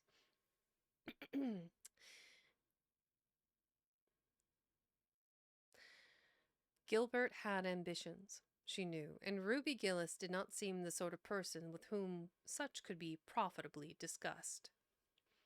There was no silly sentiment in Anne's ideas concerning Gilbert. Boys were to her, when she thought about them at all, merely possible good comrades. If she and Gilbert had been friends, she would not have cared how many other friends he had, nor with whom he walked. She had a genius for friendship. Girl friends she had in plenty, but she had a vague consciousness that masculine friendship might also be a good thing to round out one's conceptions of companionship and furnish broader standpoints of judgment and comparison.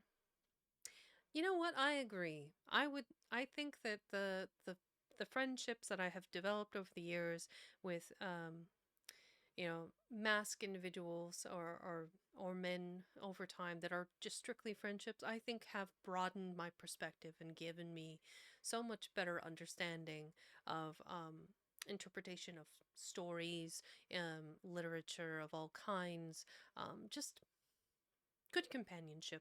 It's hard to find. I think it's um, a lot of societal pressure that you can't be friends with someone of the opposite sex, and I think that's absurd. And I like the people that I've gotten to become friends with over time, for sure. There was no sentiment in Anne's ideas concerning Gilbert. Boys were to her, when she thought about them at all, merely possible good comrades. True. If she and Gilbert had been friends, she would not have cared how many other friends he had, nor with whom he walked. She had a genius for friendship. Girl friends she had in plenty, but she had a vague consciousness that masculine friendship might also be a good thing to round out one's conceptions of companionship and furnish broader standpoints of judgment and comparison.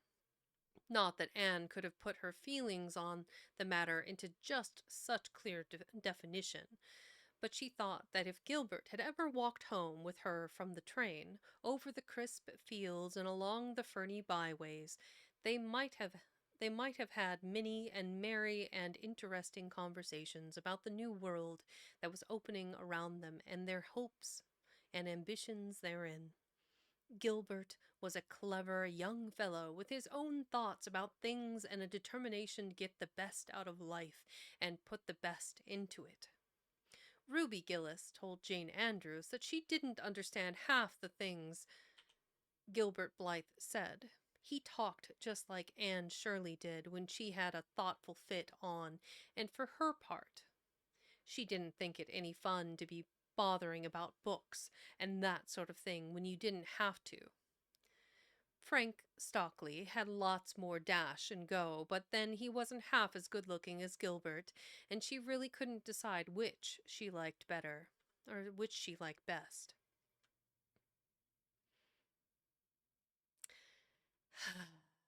And, this girl, Jane, get your shit together. No, Ruby. Ruby's the one that's the problem.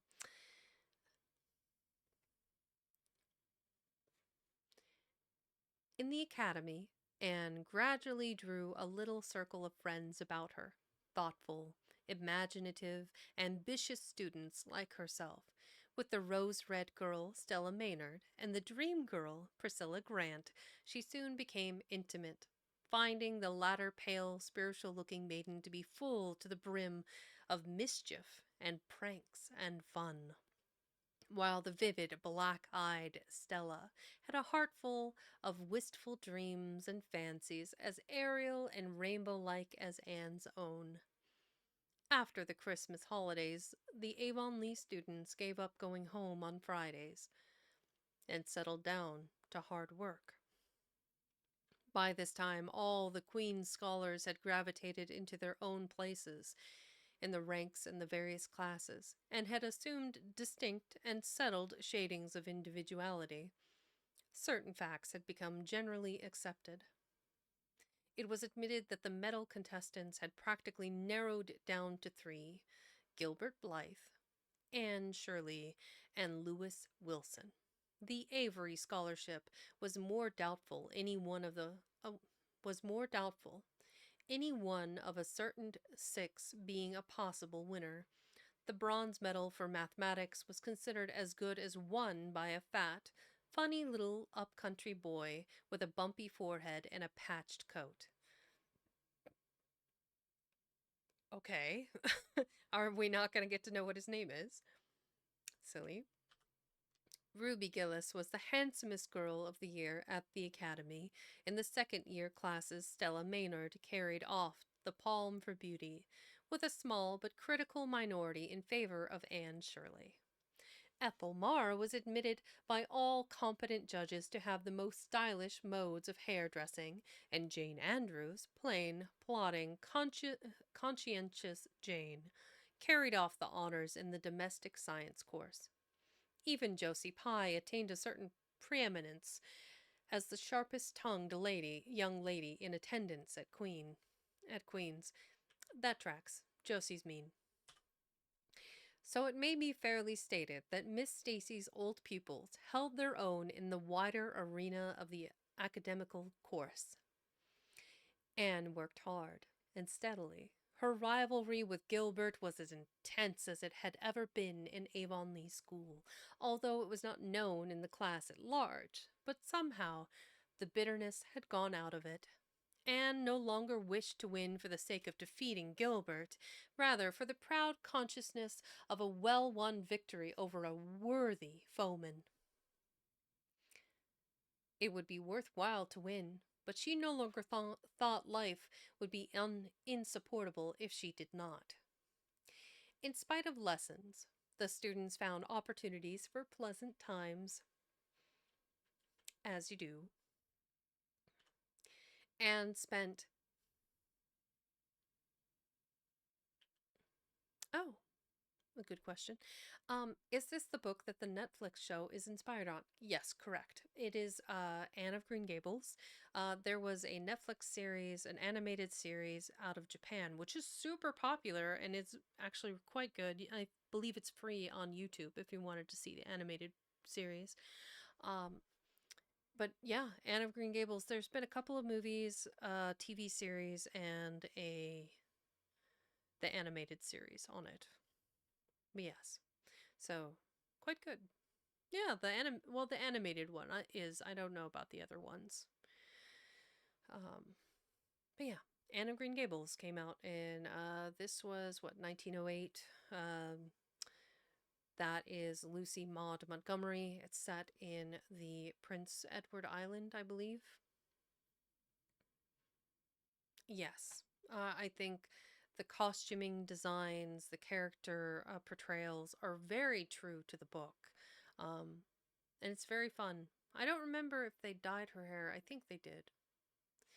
It's just kind of a funny thing because over the course of time, in the period that she moves in with the Cuthberts, she learns major life lessons about, you can't let your pride get in the way of your, of being, uh, you can't lie, can't be prideful, you can't be goaded into, like, she walked a roof pole and then fell and broke her leg. She was vain and dyed her hair, and it's just like full of life lessons, which I think are really good for young people. And it was originally, I think I read this back in, would have been the late 90s. I think it was quite some time ago. Yes. The Cuthberts, it's a slow burn. Matthew is faster than Marilla, but Marilla had a lot to be proud of in Anne. Also, do you prefer Bratty Chulu, or how would you like us to say your name?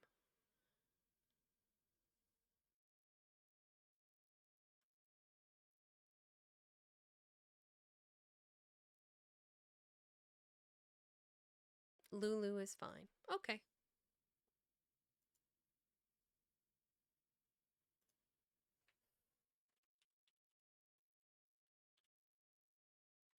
Lulu.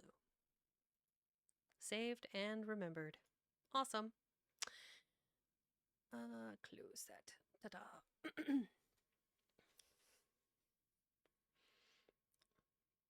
Anne worked hard.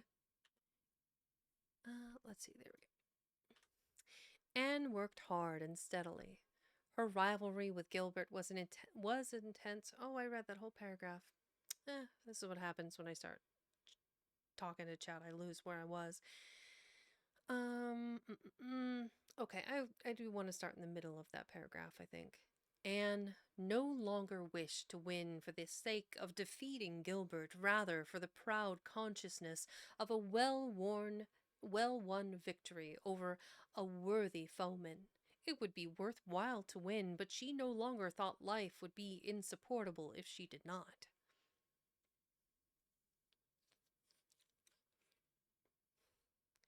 That might be the cutest nickname I have ever heard of, Lulu. My niece came up with it when I read her The Call of Cthulhu as a bedtime story. By the way, bold choice. Bold choice for a children's bedtime story. Since she couldn't pronounce Cthulhu. Aw, that's so cute. 10 out of 10. Great, great nickname. There we go. Clues. In spite of lessons, it would be worthwhile to win, but she no longer thought life would be insupportable if she did not. In spite of lessons, the students found opportunities for pleasant times. Anne spent many of her spare hours at Beechwood, and generally ate her Sunday dinners there and went to church with Miss Barry. The latter was, as she admitted, growing old, but her black eyes were not dim, nor the vigor of her tongue in the least abated. #goals. But she never sharpened the latter on Anne, who continued to be a prime favorite with the critical old lady. That Anne girl improves all the time, she said. I get tired of other girls. There is such a provoking and eternal sameness about them. Anne has as many shades as a rainbow, and every shade is the prettiest while it lasts. I don't know that she is as amusing as she was when she was a child, but she makes me love her, and I like people who make me love them. It saves me so much trouble in making myself love them. Okay. Then, almost before anybody realized it, spring had come. Out in Avonlea, the Mayflowers were peeping pinkly out the sere barrens where snow wreaths lingered, and the mist of green was on the woods and in the valleys. But in Charlottetown, harassed Queen's students thought and talked only of examinations. It doesn't seem possible that the term is nearly over, said Anne. Why, last fall it seemed so long to look forward to. A whole winter of studies and classes, and here we are with the exams looming up next week. Girls, sometimes I feel as if those exams meant everything, but when I look at the big buds swelling on those chestnut trees and the misty blue air at the end of the streets, they don't seem half so important. Jane and Ruby and Josie, who had dropped in, did not take this view of it. To them, the coming examinations were constantly very important indeed. Far more important than chestnut buds or Maytime hazes. It was all very well for Anne, who was sure of passing at least, to have her moments of belittling them, but when your whole future depended on them, as the girls truly thought theirs did, you could not regard them philosophically. I've lost 7 pounds in the last 2 weeks, sighed Jane. It's no use to say don't worry. I will worry. Worrying helps you some. It seems as if you were doing something when you are worrying. It would be dreadful if I failed to get my license after going to Queen's all winter and spending so much money. I don't care, said Josie Pye. If I don't pass this year, I'm coming back next. My father can afford to send me, and Frank Stockley says that Professor Tremaine and said Gilbert Blythe was sure to get the medal and that Emily Clay would likely win the Avery Scholarship.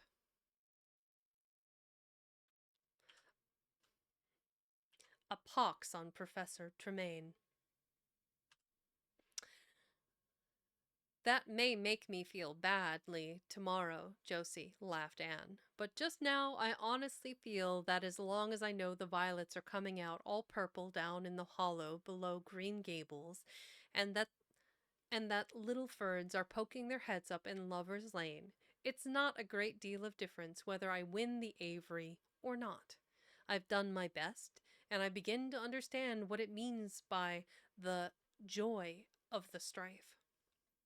Next to trying and winning, the best thing is trying and failing. Girls don't talk about exams. Look at that arch of pale green sky over those houses and picture to yourselves what it must look like over the purply dark beech woods back at Avonlea. What are you going to wear for commencement, Jane? Asked Ruby practically. Jane and Josie both answered at once, and the chatter drifted into a side eddy of fashions. But Anne, with her elbows on the windowsill, her soft cheek laid against her clasped hands, and her eyes, filled with visions, looked out unheedingly across the city roof and spire to that glorious dome of sunset sky, and wove her dreams of a possible future from its golden tissue of youth's own optimism.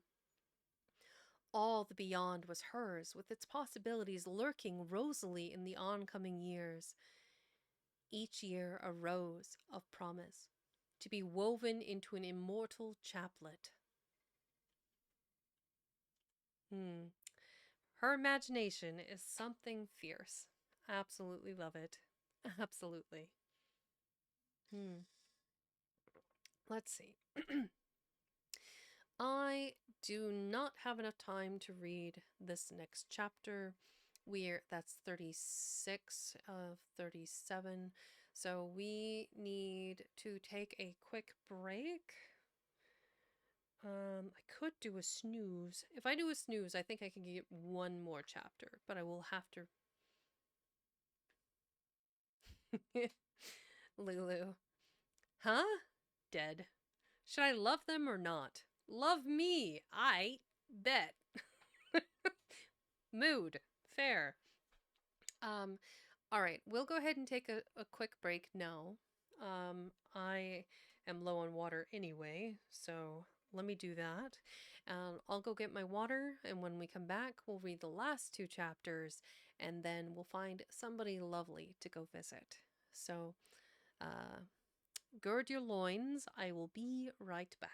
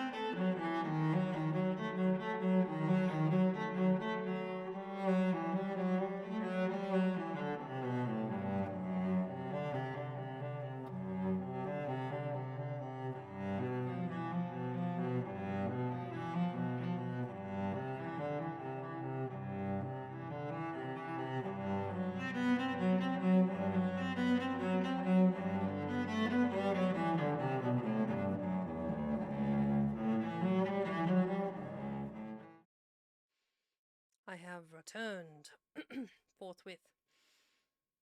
Oh. Mm-hmm.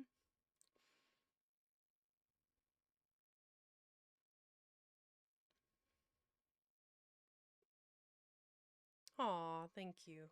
No need for apologies, Lulu. If you don't mind me asking, what's your primary or your first language?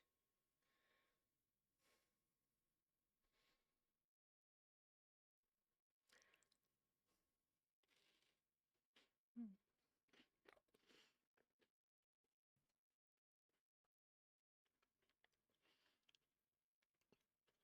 Spanish is a beautiful language. Any of the beautiful love languages are fantastic. No habla español, no comprehende español. Un poquito español, something. I know some little things, and hearing it, if somebody talks too fast, I can't understand. But jag talar svenska. I know more Swedish, I think, now than Spanish, but that is yeah, something I worked on. But ¿Dónde está la biblioteca? And it's good. Fair. ¿Dónde está la biblioteca? Perfect. Good to know. Where is the library? I think is what that roughly translates to. Which you're here. So I would need what is what is the Spanish equivalent of welcome to the library?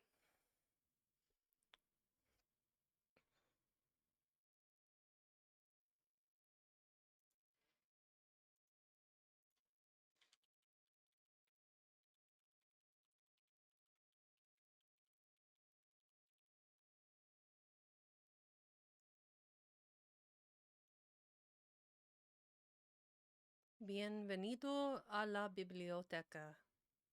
Bienvenido. I'm going to pause that. Yeah, we're going to pin that.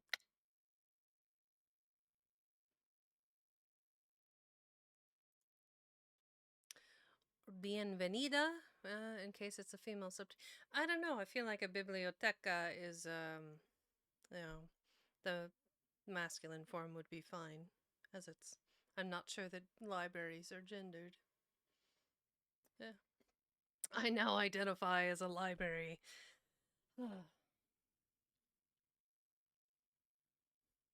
Fair.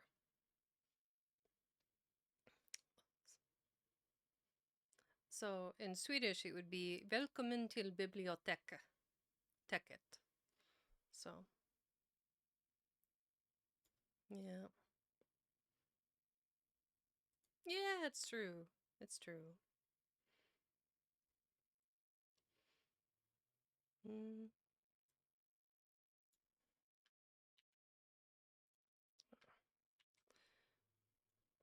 Well, the more you know. Bienvenidos a la biblioteca. Welcome to my library. I am welcoming you. I'm happy to have each and every one of you here, and I'm thankful that you're enjoying the stories and the way I read and the way I ramble to and from in various ADHD squirreling. So, let's see here. We are good for another hour and 7 minutes. I think we could go ahead and knock those last two chapters out, and then we shall look and see who's still available. Let's see. A couple of people. I'll have to check again in an hour when we finish up the book.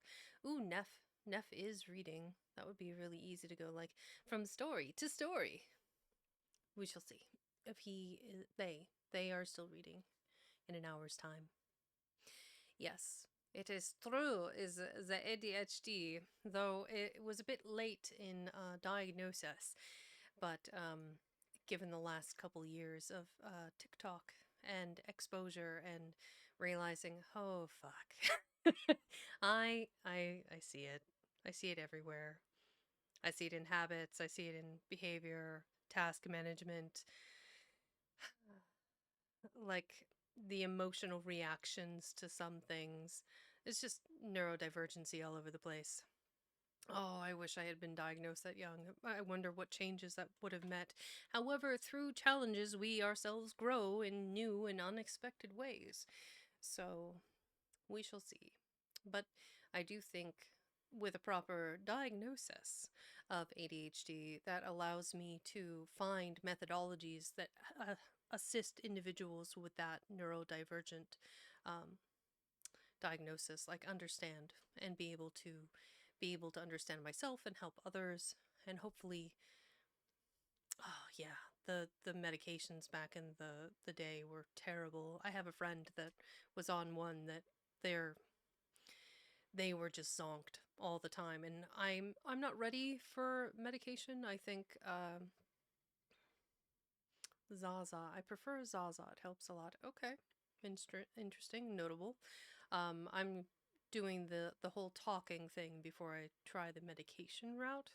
Not that I don't think I still need to take your medications. By friendly reminder, that's something I should probably add to my list. Be sure to take your medications if you haven't already. Um, that might be something I'll look at in the future. But I'm also terrified with the ability about what that ability to focus would mean and what kind of creature would I become if I could actually stay on task. Um, you're all doomed. I'll take over the world. I don't know. Maybe it might be good for my country, to be honest, upon reflection. Ah. Still important medications, though.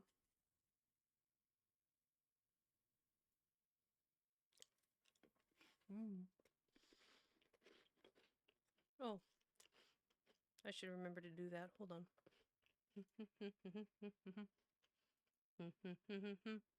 Wow, that did not go well. You get to see the process. Hello. Snack is now on. Also, but Tish is a work in progress. Anyway, I got myself some crackers and tuna fish. Um, what is the word? The dolphin-free, humanely, yada yada, tuna. All the bells and whistles. We are on chapter 36.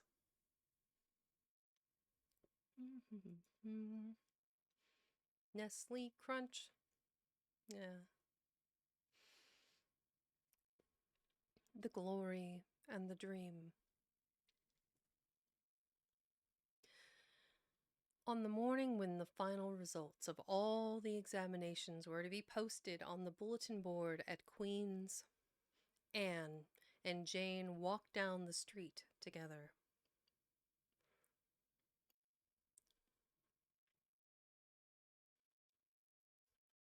We're not prepared for 100% focused vexing.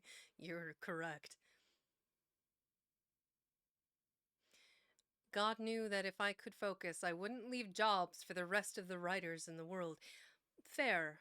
I have had a story spooled up in my brain for ages, and one of these days I'm going to put it down to paper because it's never gone away, and I can think of the characters, the setting, the premise, who the lead is, the whole nine.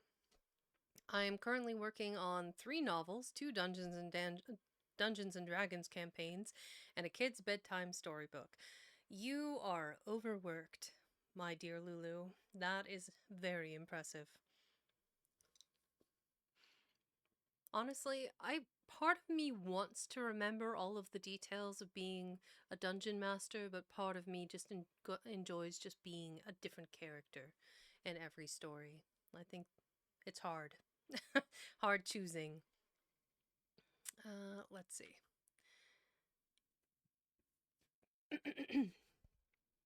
Jane was smiling and happy. Examinations were over, and she was comfortably sure she had made a pass at least.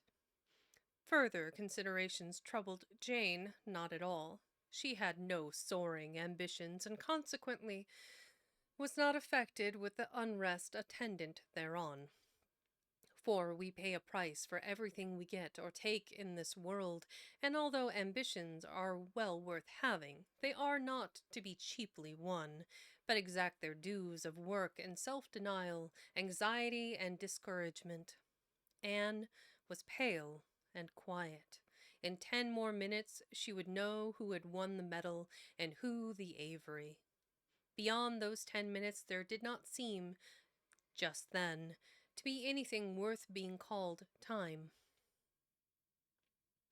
Of course, you'll win one of them anyhow,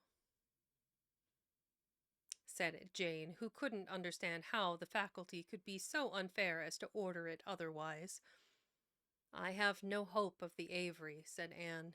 Everybody says Emily Clay will win it, and I'm not going to march up to that bulletin board and look at it before everybody. I haven't the moral courage. I'm going straight to the girls' dressing room. You must read the announcements and then come and tell me, Jane.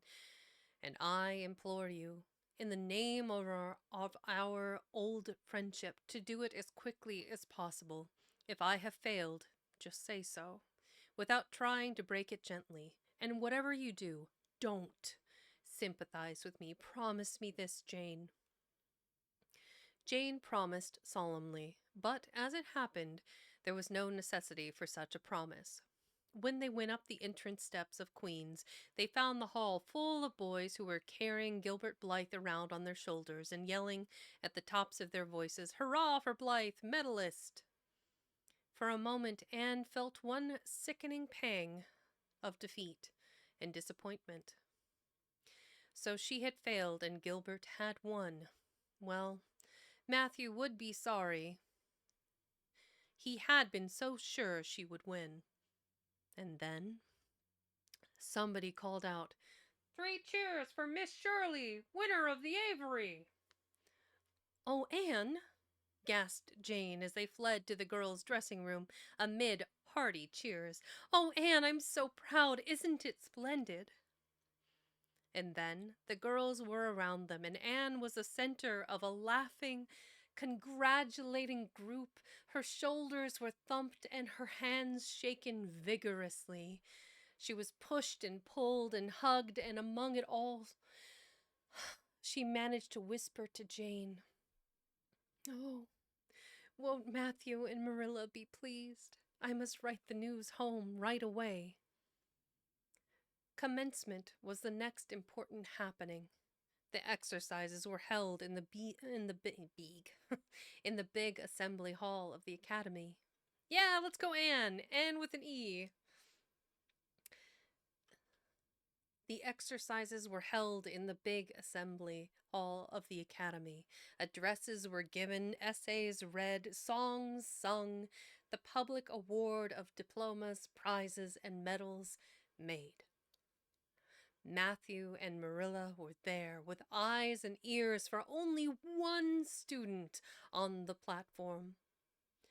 A tall girl in pale green with faintly flushed cheeks and starry eyes, who read the best essay and was pointed out and whispered about as the Avery winner.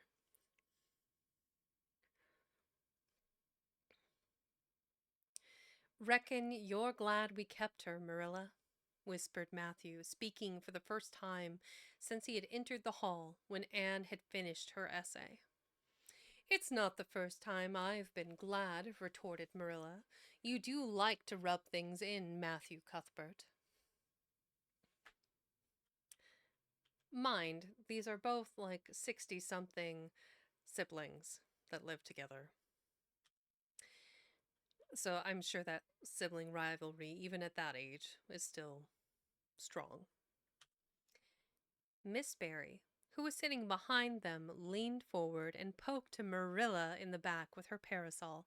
"Aren't you proud of that Anne girl? I am," she said. Anne went home to Avonlea with Matthew and Marilla that evening. She had not been home since April, and she felt that she could not wait another day. The apple blossoms were out and the world was fresh and young. Diana was at Green Gables to meet her. In her own white room, where Marilla had set a flowering house rose on the window-sill, Anne looked about her and drew a long breath of happiness. Oh, Diana, it's so good to be back again. It's so good to see those pointed firs coming out against the pink sky, and that white orchard and the old Snow Queen. Isn't the breath of the mint delicious? And that tea rose. Why, it's a song and a hope and a prayer all in one, and it's good to see you again, Diana. I thought you liked that Stella Maynard better than me, said Diana reproachfully. Josie Pye told me you did. Josie said you were infatuated with her. Anne laughed and pelted Diana with the faded June lilies of her bouquet. Stella Maynard is the dearest girl in the world except one, and you are that one, Diana, she said. I love you more than ever, and I have so many things to tell you.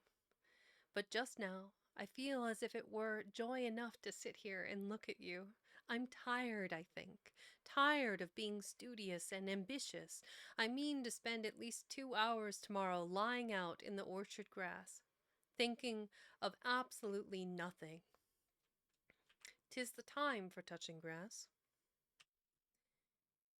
You've done splendidly, Anne. I suppose you won't be teaching now that you've won the Avery. No, I'm going to Redmond in September. Doesn't it seem wonderful? I'll have a brand new stock of ambition laid in by that time after 3 glorious golden months of vacation. Jane and Ruby are going to teach. Isn't it splendid to think we all got through even to Moody Spurgeon and Josie Pye? The Newbridge trustees have offered Jane their school already, said Diana. Gilbert Blythe is going to teach too. He has to. His father can't afford to send him to college next year after all, so he means to earn his own way through.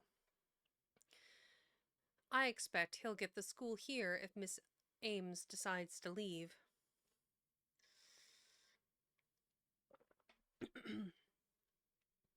Anne felt a queer little sensation of dismayed surprise. She had not known this.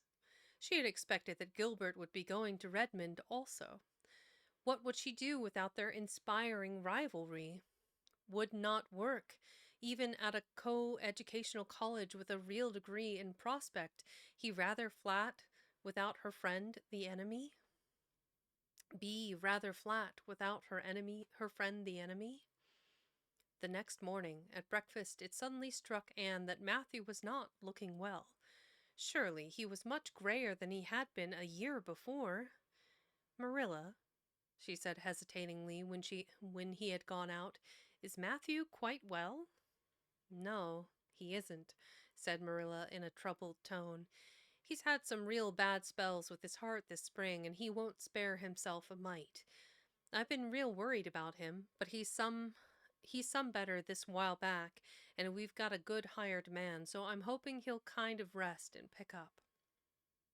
Maybe he will now you're home. You always cheer him up. Anne leaned across the table and took Marilla's face in her hands. You are not looking as well yourself as I'd like to see you, Marilla. You look tired. I'm afraid you've been working too hard. You must take a rest now that I'm home. I'm just going to take this one day off to visit all the dear old spots and hunt up my old dreams, and then it will appear your turn to be lazy while I do the work. Marilla smiled affectionately at her girl. It's not the work. It's my head. I've a pain so often now behind my eyes. Dr. Spencer's been fussing with glasses, but they don't do me any good. There is a distinguished oculist coming to the island the last of June, and the doctor says I must see him. I guess I'll have to. I can't read or sew with any comfort now, and when you've done real well at Queen's, I must say. to take first-class license in 1 year and win the Avery Scholarship. Well, well, Mrs. Lynde says pride goes before a fall, and she doesn't believe in the higher education of women at all. She says it unfits them for woman's true sphere. Given the current political climate, Mrs. Lynde would fit right in. I don't believe a word of it. Speaking of Rachel reminds me, did you hear anything about Abbey Bank lately, Anne? I heard that it was shaky, answered Anne. Why? That is what Rachel said. She was up here one day last week and said there was some talk about it. Matthew felt real worried. All we have saved is in that bank, every penny. I wanted Matthew to put it in the savings bank in the first place, but old Mr. Abbey was a great friend of father's, and he'd always banked with him. Matthew said any bank with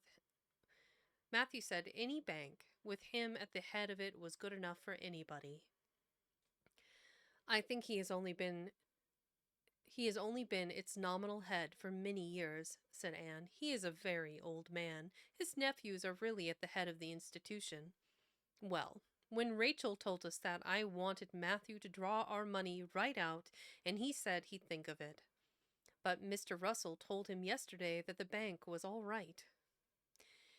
Anne had her good day in the companionship of the outdoor world. She never forgot that day.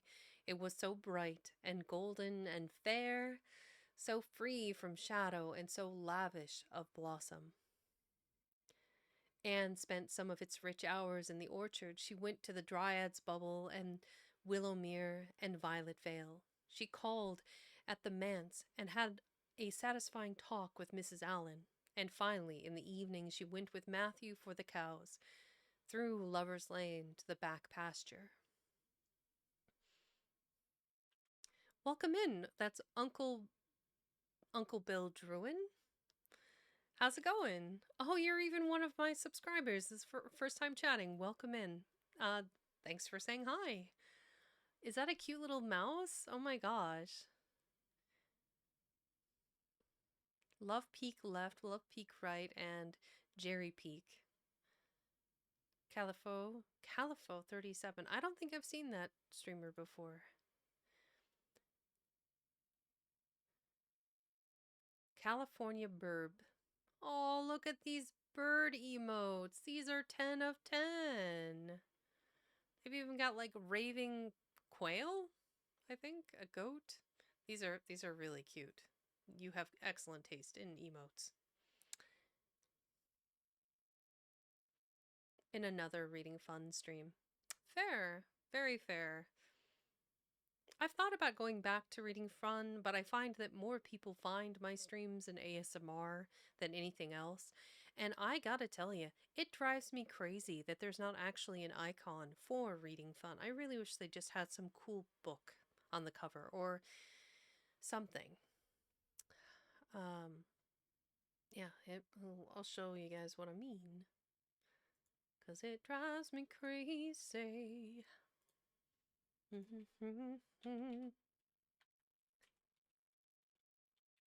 don't know, maybe if I complain enough and more people... So, you know how ASMR, the category... see, there's Neff. We'll probably go visit Neff. May contain sexual themes. I do declare. This category doesn't, like... What is this? This is what reading fun is? It's like a remote control. Has nothing to do with reading. I'm just disappointed. Very, very disappointed. Like, some of the cool...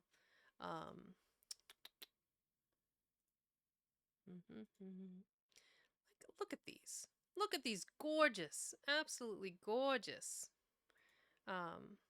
various titles, right? Games and demos also get in the shaft.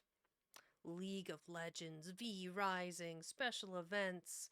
These are all so cool. Look at Makers and Crafting. Awesome. Retro gaming. Awesome. ASMR. Awesome. Reading fun. That is some malarkey. Music has a cool logo. Planet Crafter, boring. Like, why do only some of us get the shaft?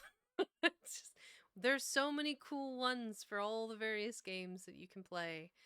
Sports is a category, animals, aquariums, and zoos. Actually, that's a pretty cool category. I want something like this. It could be this cool purple Twitch color. It could just say reading, and then it could be a book. Maybe I should submit a design for them, and then they'll get off their booties and fix it. We shall see. I have my doubts. But this is how we describe reading fun, apparently. Boo. Boo! As the old woman in Princess Bride would say, Boo! Boo! yeah. Shame. But yeah, one of these cool little categories up at the top. Let's see. A lot of those categories only exist because of some old forgotten game or game cartridge that had that name. Retro is one of those. Even the original programming category was one. Really?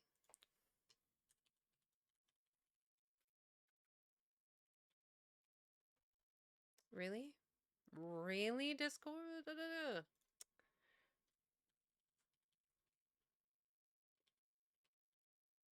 Basic programming. Wow. Oh, man. Wow. That is archaic. That's impressive.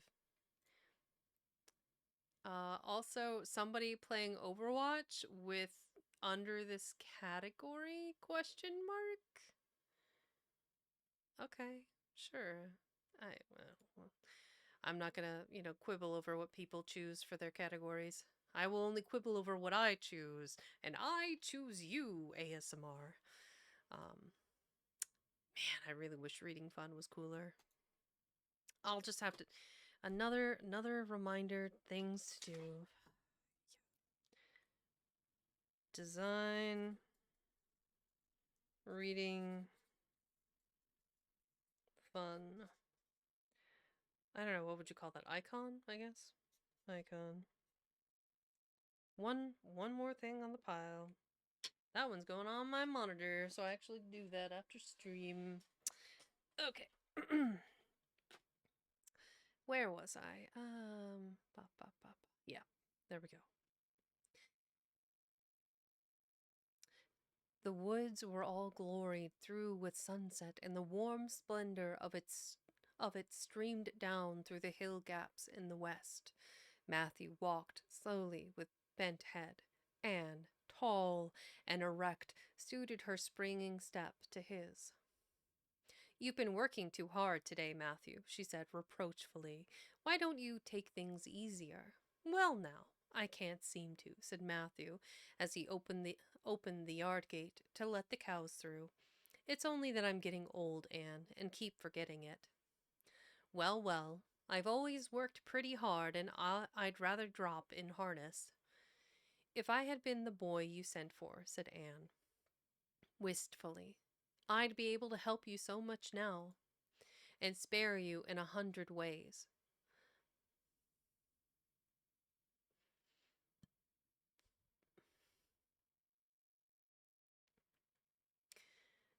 "I share your frustration." Welcome in. Was that CZY Jojo 109? Welcome in. Thank you for following. Enjoy my library. Let's see. Uncle Bill drew in. "But I share your frustration as someone who promotes educational content. We did eventually get, quote, science and tech, unquote, but that barely scratches the surface." Agreed. I think science and tech is like, how many categories can we just sort of shove into one and call it a day? Big broad strokes ideas. And I feel like reading, like ASMR is a catch-all for everything ASMR, from the binaural, sound where I'm over here, but then I'm over here, and then I'm over here, and the crackle, you know, all of that is dramatically different than me reading a story. Is my story Relaxing. Is my intonation relaxing? Is it give you that audio what is it? Something audio something sympathetic. Hold on. I want to say it. Autonomous sensory meridian response. Does it tickle your ear hair brain? Does it make your ears tingle? Do you get weird sensations along your skin as you listen to the sounds of my voice? That is an autonomous sensory meridian response. And do I feel that my content really fits in this category? So. But I really don't think reading fun is as advertised as it needs to be. The Reaper whose name is Death. Hell of a name for a chapter. You're not wrong. We're not quite there yet, but we're almost there. Let's finish that last chapter, and then we can read the last chapter. Let's see here. Ta-da!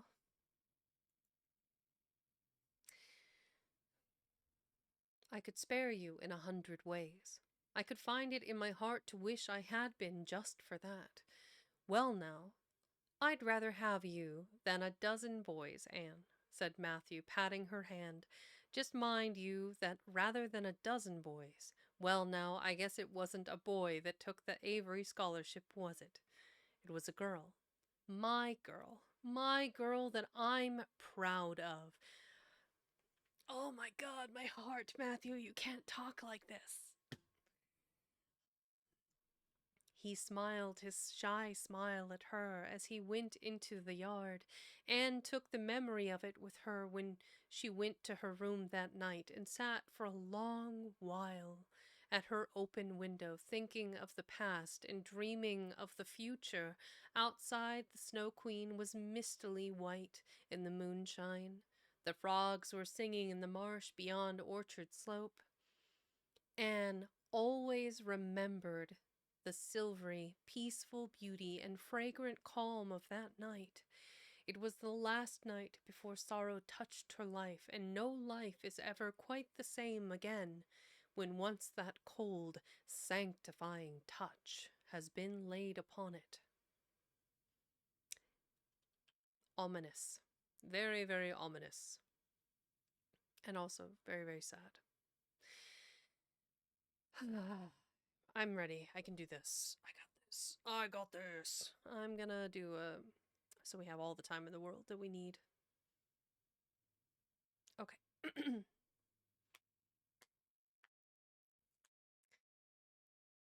Chapter 37. The Reaper whose name is Death. Matthew. Matthew. What is the matter? Matthew, are you sick? It was Marilla who spoke.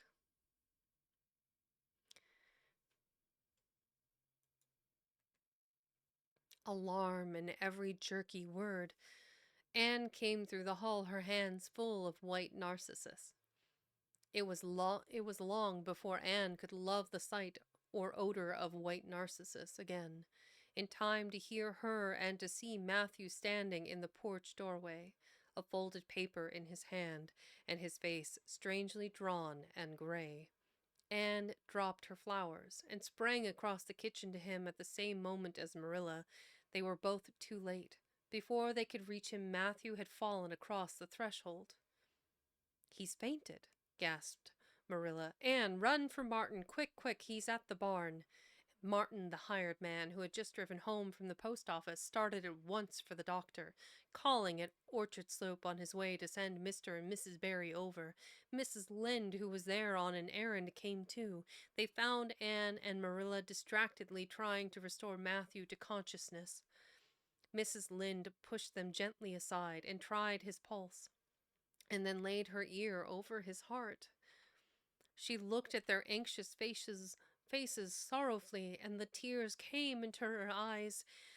Oh, Marilla, she said gravely, I don't think we can do anything for him. Mrs. Lynde, you can't think Matthew is. Anne could not say the dreadful word. She turned sick and pallid. Child, yes. I'm afraid of it. Look at his face. When you've seen that look as often as I have, you'll know what it means. Anne looked at the still face, and there beheld the seal of the great presence. When the doctor came, he said that death had been instantaneous and probably painless, caused in all likelihood by some sudden shock. The secret of the shock was discovered to be in the paper Matthew had held and which Martin had brought from the office that morning. It contained an account of the failure of the Abbey Bank. The news spread quickly through Avonlea, and all day friends and neighbors thronged Green Gables and came and went on errands of kindness for the dead and living.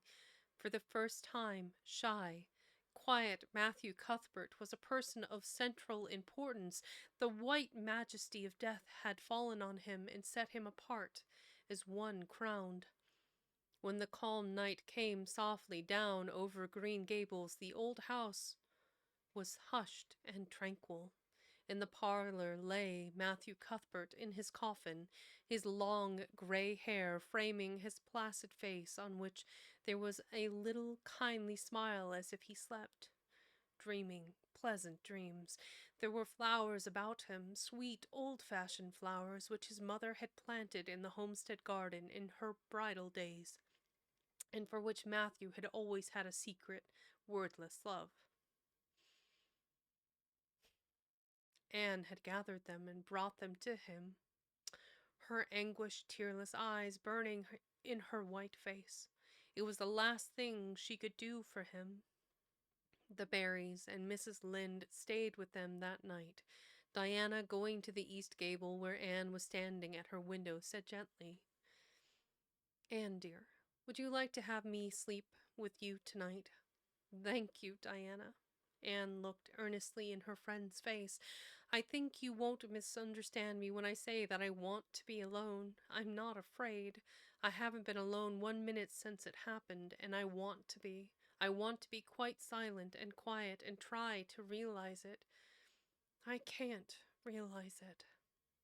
Half the time it seemed to me that Matthew can't be dead, and the other half it seems as if he must have been dead for a long time, and I've had this horrible dull ache ever since. Diana did not quite understand. Marilla's impassioned grief, breaking all the bounds of natural reserve and lifelong habits in its stormy rush, she could comprehend better than Anne's tearless agony. But she went away kindly, leaving Anne alone to keep her first vigil with sorrow. Anne hoped that tears would come in solitude. It seemed to her a terrible thing that she could not shed a tear for Matthew, whom she had loved so much and who had been so kind to her. Matthew, who had walked with her last evening at sunset and was now lying in the dim room below with the awful peace on his brow. But no tears came at first. Even when she knelt by her window in the darkness and prayed, looking up to the stars beyond the hills, no tears, only the same horrible dull ache of misery that kept on aching until she fell asleep, worn out with the day's pain and excitement. In the night she awakened, with the stillness and the darkness about her, and the recollection of the day came over her like a wave of sorrow. She could see Matthew's face smiling at her as he had smiled when they parted at the gate that last evening. She could hear his voice saying, my girl that I'm proud of. It's just a story, right in the feels. My girl that I'm proud of. I can't do it. It's so hard.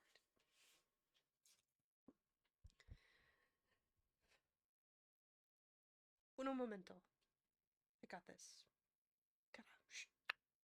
Too emotionally involved with the story. big old softie. Oh, okay. She could hear his voice saying, my girl that I'm proud of. Then the tears came and Anne wept her heart out.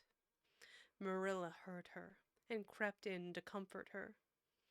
There, there, don't cry so, dearie. It can't bring him back.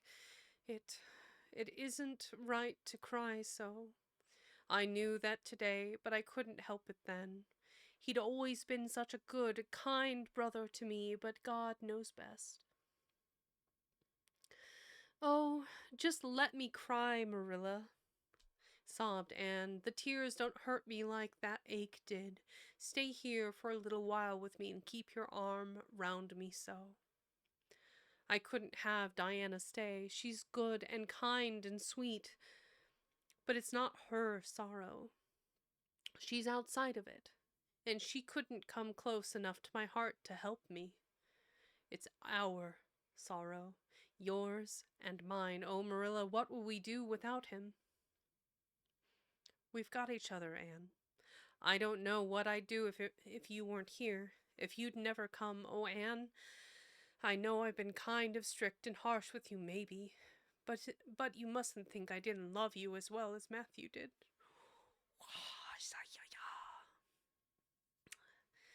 For all that, I want to tell you now when I can. It's never been easy for me to say things out of my heart. But at times like this, it's easier. I love you, as dear as if you were my own flesh and blood. And you've been my joy. Oh, God, this is like heartrending. And you've been my joy and comfort ever since you came to Green Gables. I'm gonna need a shot after this. Or I could just soberingly dump water down my shirt. That'll do it. Yeah. Oh, jeez. Okay. The tears, they come like a torrent. Almost like the amount of water I just poured down the front of my shirt. That is ideal. Y'all are lucky you don't see the shenanigans that go behind the scenes. This is... Alright. Alright, I got this. Pull it together now. I love you as dear as if you were my own flesh and blood, and you've been my joy and comfort ever since you came to Green Gables. 2 days afterwards, they carried Matthew Cuthbert over his homestead threshold and away from the fields he had tilled and the orchards he had loved and the trees he had planted. And then Avonlea settled back to its usual placidity, and even at Green Gables affairs slipped into their old groove, and work was done and duties fulfilled with regularity as before, although always with the aching sense of loss in all familiar things. Anne, new to grief, thought it almost sad that it could be so, that they could go on in the old way without Matthew. She felt something like shame and remorse when she discovered that the sun rises behind the firs, and the pale pink buds opening in the garden gave her the old inrush of gladness when she saw them, that Diana's visits were pleasant to her, and that Diana's merry words and ways moved her to laughter and smiles.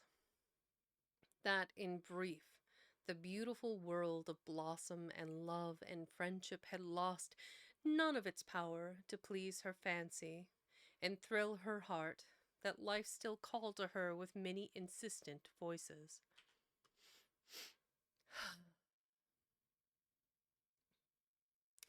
It seemed like disloyalty to Matthew, somehow, to find pleasure in these things now that he was gone.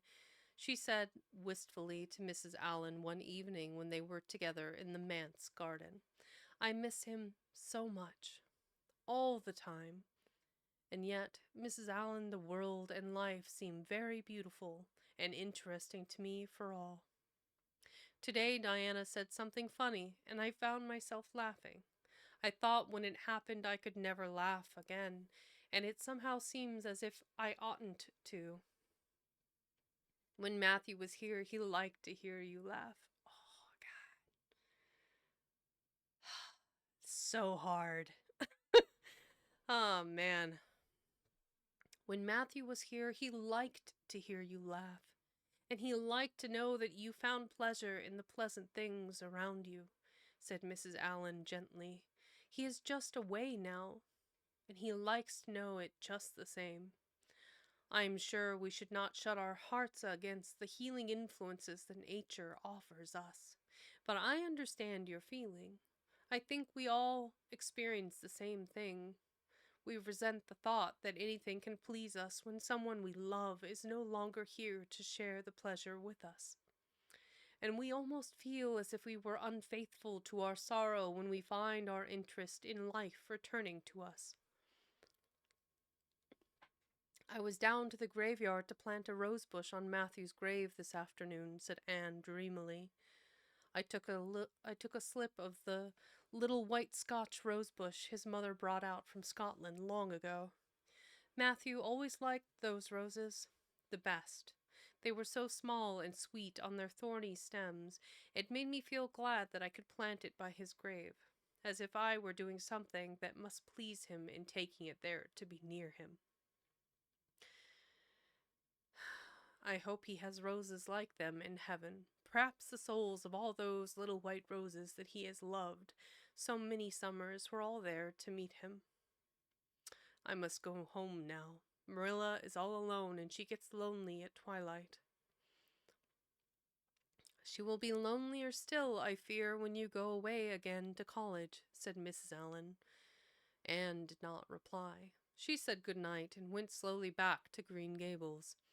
Marilla was sitting on the front doorsteps, and Anne sat down beside her. The door was open behind them, held back by a big pink conch shell with hints of sea sunsets in its smooth inner convolutions.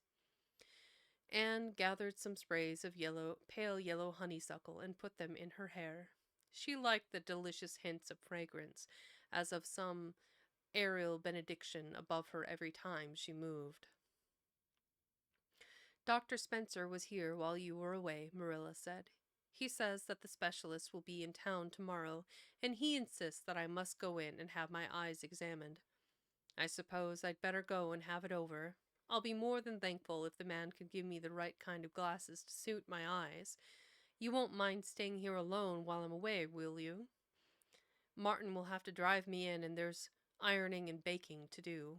I shall be all right. Diana will come over for company for me. I shall attend to the ironing and baking beautifully. You needn't fear that I'll starch the handkerchiefs or flavor the cake with liniment.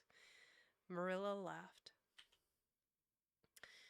What a girl you were for making mistakes in them days, Anne. You were always getting into scrapes. I did used to think you were possessed. Do you mind the time you dyed your hair? Yes, indeed. I shall never forget it, smiled Anne, touching the heavy braid of hair that was wound about her shapely head. I laugh a little now sometimes when I think what a worry my hair used to be to me, but I don't laugh much, because it was very real trouble then. I did suffer terribly over my hair and my freckles. My freckles are really gone, and people are nice enough to tell me my hair is auburn now. All but Josie Pye. She informed me yesterday that she really thought it was redder than ever, or at least my black dress made it look redder, and she asked me if people who had red hair ever got used to having it. Marilla, I've almost decided to give up trying to like Josie Pye. I've made what I would once have called a heroic effort to like her, but Josie Pye won't be liked. Josie is a Pye, said Marilla sharply, so she can't help being disagreeable. I suppose people of that kind serve some useful purpose in society, but I must say I don't know what it is any more than I know the use of thistles. Is Josie going to teach? No. She is going back to Queen's next year, so are Moody Spurgeon and Charlie Sloane. Jane and Ruby are going to teach, and they have both got schools. Jane at Newbridge and Ruby at some place up west. Gilbert Blythe is going to teach too, isn't he? Yes, briefly. What a nice-looking young fellow he is, said Marilla absently. I saw him in church last Sunday, and he seems so tall and manly. He looks a lot like his father did at the same age. John Blythe was a nice boy. He used to be real good friends, he and I. We used to be real good friends, he and I. People called him my beau. Anne looked up with swift interest. Oh, Marilla. And what happened? Why didn't you? We had a quarrel. I wouldn't forgive him when he asked me to. I meant to, after a while, but I was sulky and angry, and I wanted to punish him first. He never came back.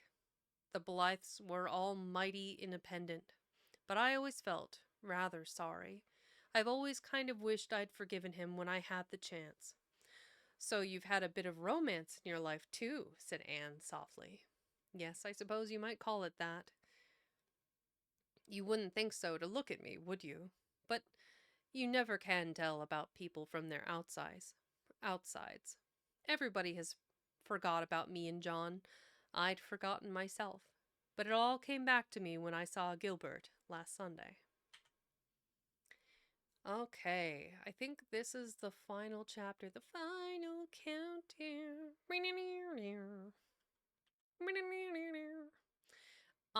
So we are going to read the final chapter of this incredibly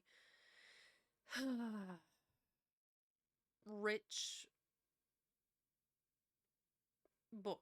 The ups, the downs, the sads, the joys. It's like it's like a roller coaster of emotional turmoil. It's I need more proof of a caffeine. well-written My blood story. is not thin enough. You got it. I think I have a smidgen of coffee left. I'll finish it now.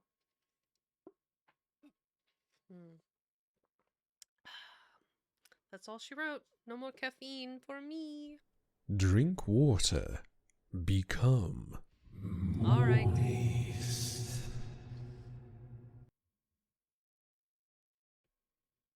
Don't forget to stretch. Wow, you guys really like to make me work between these chapters. All right. Well, as all of you wonderful community members have reminded me, I shall in turn remind you. If you need to, caffeinate, hydrate, take your medicine, grab a snack, curl up with a good, warm blanket if you need to, relax, and enjoy the story. And don't forget to stand up and stretch. And if not after the story, maybe sometime in the next couple of days, be sure to go outside and touch some grass. All right, we are on the last chapter. I'm going to do my very best to read it in the next 20 minutes. We'll see how it goes. I have a few snoozes, not enough. Talvamir? What a cool name. Talvamir, welcome in. Welcome to my library. Thank you for the follow. That's very kind. We are on the last chapter. Chapter 38. The Bend in the Road. Marilla went to town the next day and returned in the evening. Anne had gone over to Orchard Slope with Diana and came back to find Marilla in the kitchen, sitting by the table with her head leaning on her hand. Something in her dejected attitude struck a chill to Anne's heart. She had never seen Marilla sit limply inert like that. "Are you very tired, Marilla?" "Yes. No. I don't know," said Marilla wearily, looking up. "I suppose I am tired, but I haven't thought about it. It's not that." "Did you see the oculist?" "What did he say?" asked Anne anxiously. "Yes, I saw him. He examined my eyes. He says that if I give up all reading and sewing entirely and any kind of work, that strains the eyes, and if I'm careful not to cry, and if I wear the glasses he's given me, he thinks my eyes may not get any worse, and my headaches will be cured. But if I don't, he says, I'll certainly be stone blind in 6 months. Blind. And just think of it. For a minute, Anne, after her first quick exclamation of dismay, was silent. It seemed to her that she could not speak. Then she said bravely, but with a catch in her voice, Marilla, don't think of it.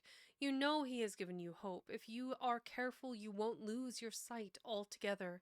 And if his glasses cure your headaches, it will be a great thing. I don't call it much hope, said Marilla bitterly. What am I to live for if I can't read or sew or do anything like that? I might as well be blind or dead. And as for crying, I can't help that when I get lonesome. But it's no good talking about it. If you'll get me a cup of tea, I'll be thankful. I'm about done out. Don't say anything about this or anyone for a spell yet. Or about this to anyone for a spell yet, anyway. I can't bear that folks should come here to question and sympathize and talk about it. When Marilla had eaten her lunch, Anne persuaded her to go to bed. Then Anne went herself to the east gable and down by her window in the darkness, alone with her tears and her heaviness of heart. How sadly things had changed since she had sat there the night after coming home. Then she had been full of hope and joy, and the future had looked rosy with promise. Anne felt as if she had lived years since then. But before she went to bed, there was a smile on her lips and peace in her heart. She had looked her duty courageously in the face and found it a friend, as duty ever is when we meet it frankly. One afternoon, a few days later, Marilla came slowly in from the yard, where she had been talking to a caller, a man whom Anne knew by sight as John Sadler from Carmody. Anne wondered what he could have been saying to bring that look in Marilla's face. What did Mr. Sadler want, Marilla? Marilla sat down by the window and looked at Anne. There were tears in her eyes in defiance of the oculist's prohibition, and her voice broke as she said, He heard that I was going to sell Green Gables, and he wants to buy it. Buy it? Buy Green Gables? Anne wondered if she had heard aright. Oh, Marilla, you don't mean to sell Green Gables? Anne, I don't know what else is to be done. I've thought it all over. If my eyes were strong, I could stay here and make out to look after things and manage with a good hired man, but as it is, I can't. I may lose my sight altogether, and anyway, I'll not be fit to run things. Oh, I never thought I'd live to see the day when I'd have to sell my home. But things would only go behind worse and worse all the time till nobody would want to buy it. Every cent of our money went in that bank. And there's some notes Matthew gave last fall to pay. Mrs. Lynde advises me to sell the farm and board somewhere, and with her, I suppose. It won't bring much. It's small and the buildings are old, but it'll be enough for me to live on, I reckon. I'm thankful you're provided for with the scholarship, Anne. I'm sorry you won't have a home to come to in your vacations. That's all. But I suppose you'll manage somehow. Marilla broke down and wept bitterly. You mustn't sell Green Gables, said Anne resolutely. Oh, Anne, I wish I didn't have to, but you can see for yourself I can't stay here alone. I'd go crazy with trouble and loneliness, and my sight would go. I know it would. You won't have to stay here alone, Marilla. I'll be with you. I'm not going to Redmond. Not going to Redmond? Marilla lifted her worn face from her hands and looked at Anne. What do you mean? Just what I say. I'm not going to take the scholarship. I decided so the night after you came home from town. You surely don't think I could leave you alone in your trouble, Marilla. After all you've done for me, I've been thinking and planning. Let me tell you my plans. Mr. Barry wants to rent the farm for next year, so you won't have any bother over that. And I'm going to teach. I've applied for the school here, but I don't expect to get it, for I understand the trustees have promised it to Gilbert Blythe. But I can have the Carmody School. Mr. Blair told me so last night at the store. Of course, that won't be quite as nice or convenient as if I had the Avonlea School, but I can board home and drive myself over to Carmody and back in the warm weather at least. And even in winter I can come home Fridays. We'll keep a horse for that. Oh, I have it all planned out, Marilla, and I'll read to you and keep you cheered up. You shan't be dull or lonesome. And we'll be real cozy and happy here together, you and I. Marilla had listened like a woman in a dream. Oh, Anne, I could get on real well if you were here, I know, but I can't let you sacrifice yourself for me. It would be terrible. Nonsense. Anne laughed merrily. There is no sacrifice. Nothing could be worse than giving up Green Gables. Nothing could hurt me more. We must keep the dear old place. My mind is quite made up, Marilla. I'm not going to Redmond, and I'm going to stay here and teach. Don't you worry about me a bit. But your ambitions, and I'm just as ambitious as ever, only I've changed the object of my ambitions. I'm going to be a good teacher, and I'm going to save your eyesight. Besides, I mean to study at home here and take a little college course all by myself. Oh, I've dozens of plans, Marilla. I've been thinking them out for a week. I shall give life here my best. I believe it will give its best to me in return. When I left Queen's, my future seemed to stretch out before me like a straight road. I thought I could see along it for many a milestone. But there is a bend in it. And I don't know what lies around the bend, but I'm going to believe that the best does. It has a fascination of its own, that bend. Marilla, I wonder how the road beyond it goes, what there is of green glory and soft checkered light and shadows, what new landscapes, what new beauties, what curves and hills and valleys further on. I don't feel as if I ought to let you give it up, said Marilla, referring to the scholarship. But you can't prevent me. I'm 16 and a half, obstinate as a mule, as Mrs. Lynde once told me, laughed Anne. Oh, Marilla, don't you go on pitying me. I don't like to be pitied, and there is no need for it. I'm heart glad over the very thought of staying at dear Green Gables. Nobody could love it as you and I do. So we must keep it. You blessed girl, said Marilla, yielding. I feel as if you'd given me a new life. I guess I ought to stick out and make you go to college, but I know I can't. So I ain't going to try. I'll make it up to you, though, Anne. When it became noised abroad in Avonlea that Anne Shirley had given up the idea of going to college and intended to stay home and teach, there was a good deal of discussion over it. Most of the good folks, not knowing about Marilla's eyes, thought she was foolish. Mrs. Allan did not. She told Anne so in approving words that brought tears of pleasure to the girl's eyes.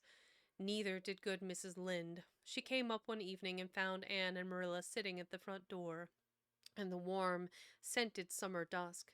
They liked to sit there when the twilight came down and the white moths flew about in the garden and the odor of mint filled the dewy air. Mrs. Rachel deposited her substantial person upon the stone bench by the door, behind which grew a row of tall pink and yellow hollyhocks with long breath of mingled weariness and relief. I declare I'm glad to sit down. I've been on my feet all day, and 200 pounds is a good bit for 2 feet to carry round. It's a great blessing not to be fat, Marilla. I hope you appreciate it. Well, Anne, I hear you've given up your notion of going to college. I was real glad to hear it. You've got as much education now as a woman can be comfortable with. I don't believe in girls going to college with the men and cramming their heads full of Latin and Greek and all that nonsense. But I'm going to study Latin and Greek. Just the same, Mrs. Lynde, said Anne, laughing. I'm going to take my arts course right here at Green Gables and study everything that I would at college. Mrs. Lynde lifted her hands in holy horror. Anne Shirley, you'll kill yourself. Not a bit of it. I shall thrive on it. Oh, I'm not going to overdo things, as Josiah Allen's wife says. I shall be medium. I don't know what that means, but I'll have lots of spare time in the long winter evenings, and I've no vocation for fancy work. I'm going to teach over at Carmody, you know. I don't know it. I guess you're going to teach right here in Avonlea. The trustees have decided to give you the school. Mrs. Lynde, cried Anne, springing to her feet in her surprise. Why, I thought they had promised it to Gilbert Blythe. So they did.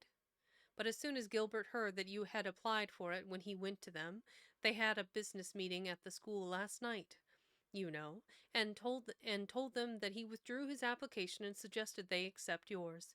He said he was going to teach at White Sands. Of course, he gave up the school just to oblige you, because he knew how much you wanted to stay with Marilla. And I must say, I think it was real kind and thoughtful in him, that's what. Real self-sacrificing, too, for he'll have his board to pay at White Sands, and everybody knows he's got to earn his own way through college, so the trustees decided to take you. I was tickled to death when Thomas came home and told me. I don't feel that I ought to take it, murmured Anne. I mean, I don't think I ought to let Gilbert make such a sacrifice for me. I guess you can't prevent them now. He signed papers with the White Sands trustees, so it wouldn't do him any good now if you were to refuse. Of course, you'll have to take, let's see. Of course, you'll take the school. You'll get along all right now that there are no pies going. Josie was the last of them, and a good thing she was, that's what. There's been some pie or other going to Avonlea School for the last 20 years, and I guess their mission in life was to keep school teachers reminded that Earth isn't their home. Bless my heart, what does all the winking and blinking at the Barry Gable mean? Diana is signaling for me to go over, laughed Anne. You know we keep up the old custom. Excuse me, while I run over and see what she wants. Anne ran down the clover slope like a deer and disappeared in the furry shadows of the haunted wood. Mrs. Lynde looked after her indulgently. There's a good deal of the child about her yet in some ways. There's a good deal more of the woman about her in others, retorted Marilla with a momentary return of her old crispness. But crispness was no longer Marilla's distinguishing characteristic, as Mrs. Lynde told her Thomas that night. Marilla Cuthbert has gone mellow. That's what. Anne went to the little Avonlea graveyard the next evening to put fresh flowers on Matthew's grave and water the Scotch rose bush. She lingered there until dusk, liking the peace and calm of the little place, with its poplars whose rustle was like low, friendly speech, and its whispering grasses growing at will among the graves. When she finally left it and walked down the long hill that sloped to the lake of shining waters, it was past sunset, and all Avonlea lay before her in a dreamlike afterlight, a haunt of ancient peace. There was a freshness in the air as of a wind that had blown over honey-sweet fields of clover. Home lights twinkled out here and there among the homestead trees. Beyond lay the sea, misty and purple, with its haunting, unceasing murmur. The west was a glory of soft mingled hues, and the pond reflected them all in still softer shadings. The beauty of it all thrilled Anne's heart, and she gratefully opened the gates of her soul to it. Dear old world, she murmured, you are very lovely, and I am glad to be alive in you. Halfway down the hill, a tall lad came whistling out of a gate before the Blythe homestead. It was Gilbert, and the whistle died on his lips as he recognized Anne. He lifted his cap courteously, but he would have passed on in silence if Anne had not stopped and held out her hand. Gilbert, she said with scarlet cheeks, I want to thank you for giving up the school for me. It was very good of you, and I want you to know that I appreciate it. Gilbert took the offered hand eagerly. It wasn't particularly good of me at all, Anne. I was pleased to be able to do you some small service. Are we going to be friends after this? Have you really forgiven me my old fault? For for those of you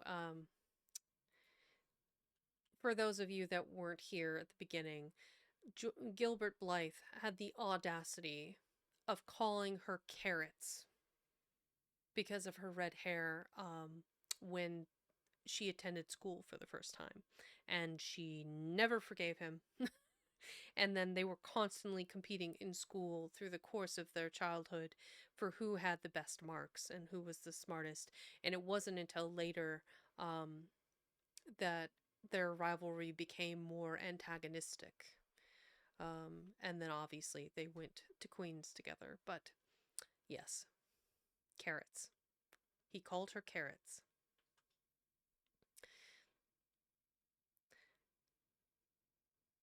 Anne laughed and tried unsuccessfully to withdraw her hand.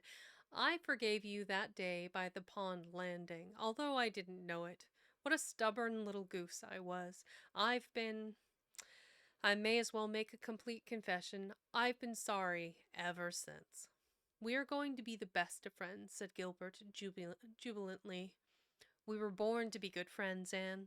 You've thwarted destiny long enough. I know we can help each other in many ways.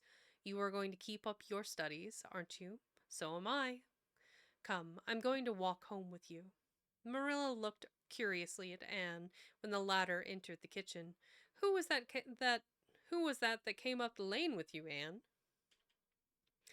Gilbert Blythe, answered Anne, vexed to find herself blushing. I met him on Barry's Hill.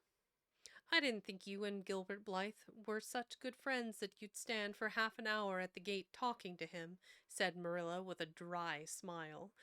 We haven't been. We've been good enemies. But we had decided that it will be much more sensible to be good friends in future. Were we really there half an hour? It seems just a few minutes. But you see, we have 5 years lost conversations to catch up with, Marilla. Anne sat long at her window that night, companioned by a glad content. The wind purred softly in the cherry boughs, and the mint breaths came up to her. The stars twinkled over the pointed firs in the hollow, and Diana's light gleamed through the old gap. Anne's horizon had closed in since the night she sat there after coming home from Queen's. But if the path set before her feet was to be narrow, she knew that flowers of quiet happiness would bloom along it. The joys of sincere work and worthy aspiration and congenial friendship were to be hers. Nothing could rob her of her birthright of fancy or ideal world of dreams. And there was always the bend in the road. God's in his heaven, all's right with the world, whispered Anne softly. The end.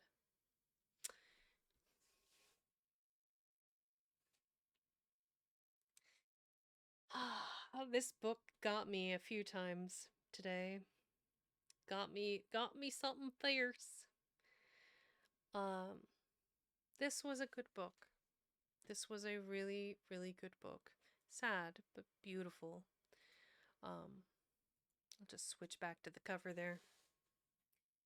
I think Lucy made this rich tapestry of, like, she included the scents, the visuals, the feel of community, the sternness of Marilla, and the quiet sweetness of Matthew. She made you love these characters. Love Anne. Love Matthew, he was easy to love. It was a really beautiful story. And I am sure when I'm not going through the emotional upheaval of knowing that one of my favorite characters passed away.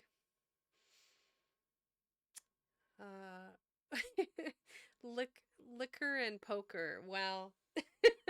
What a name to follow when I'm all misty-eyed and emotional from reading a beautiful story. Lucy Montgomery painted such a picture with this book. She gave you the culture, the history, the beauty that is Prince Edward Island.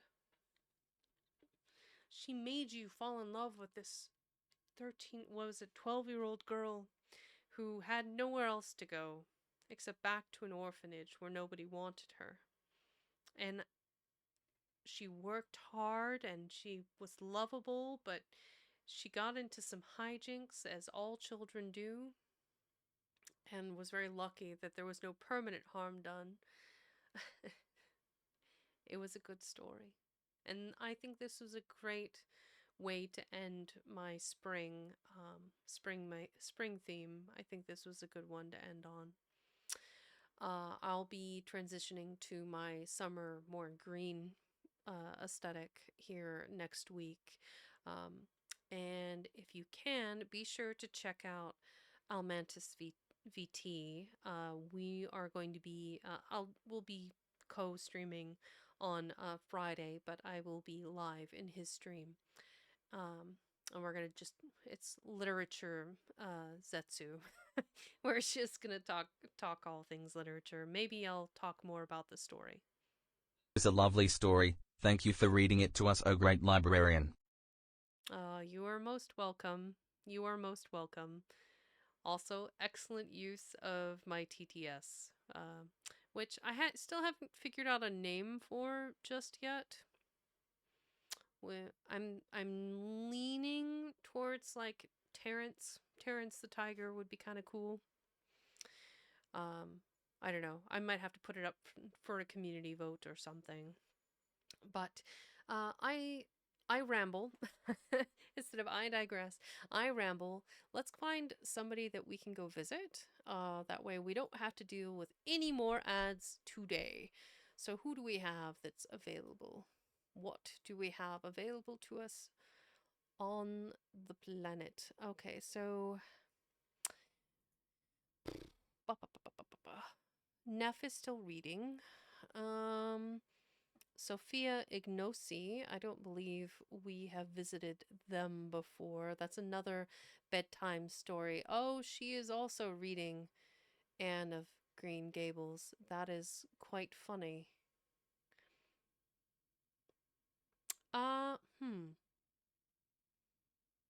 That is quite amusing. Sure. Okay, that would be slightly odd to be like, hey, I just finished this book. All of you can go listen to it again. Maybe not. Maybe not. Yes. Okay. Well, let's go visit Neff. I think we'll go raid Neff. I don't think anybody from the Underrealm is on right now. But, you know, they're all a few hours ahead, so that's a little bit harder to square up. So, yep, we're gonna go visit my friend Neff, and no more ads, hopefully. I can't say what will happen in their stream, but no more in mine, by gum. Let's see here. What? Twitch, what have you done? These are weird. The creator dashboard? That's so weird. I don't like it. It's strange. If I search by following, that's slightly better. Sort by... Okay, and then we will grab... There we go. Wow, they really changed how this looks. That's so wild to me. Alright, we're all gonna go visit Neff, who happens to be on a Be Right Back. Oh my goodness, the timing. Neff, how could you?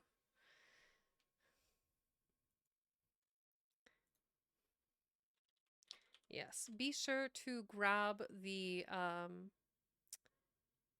yeah, I see that, Uncle Bill.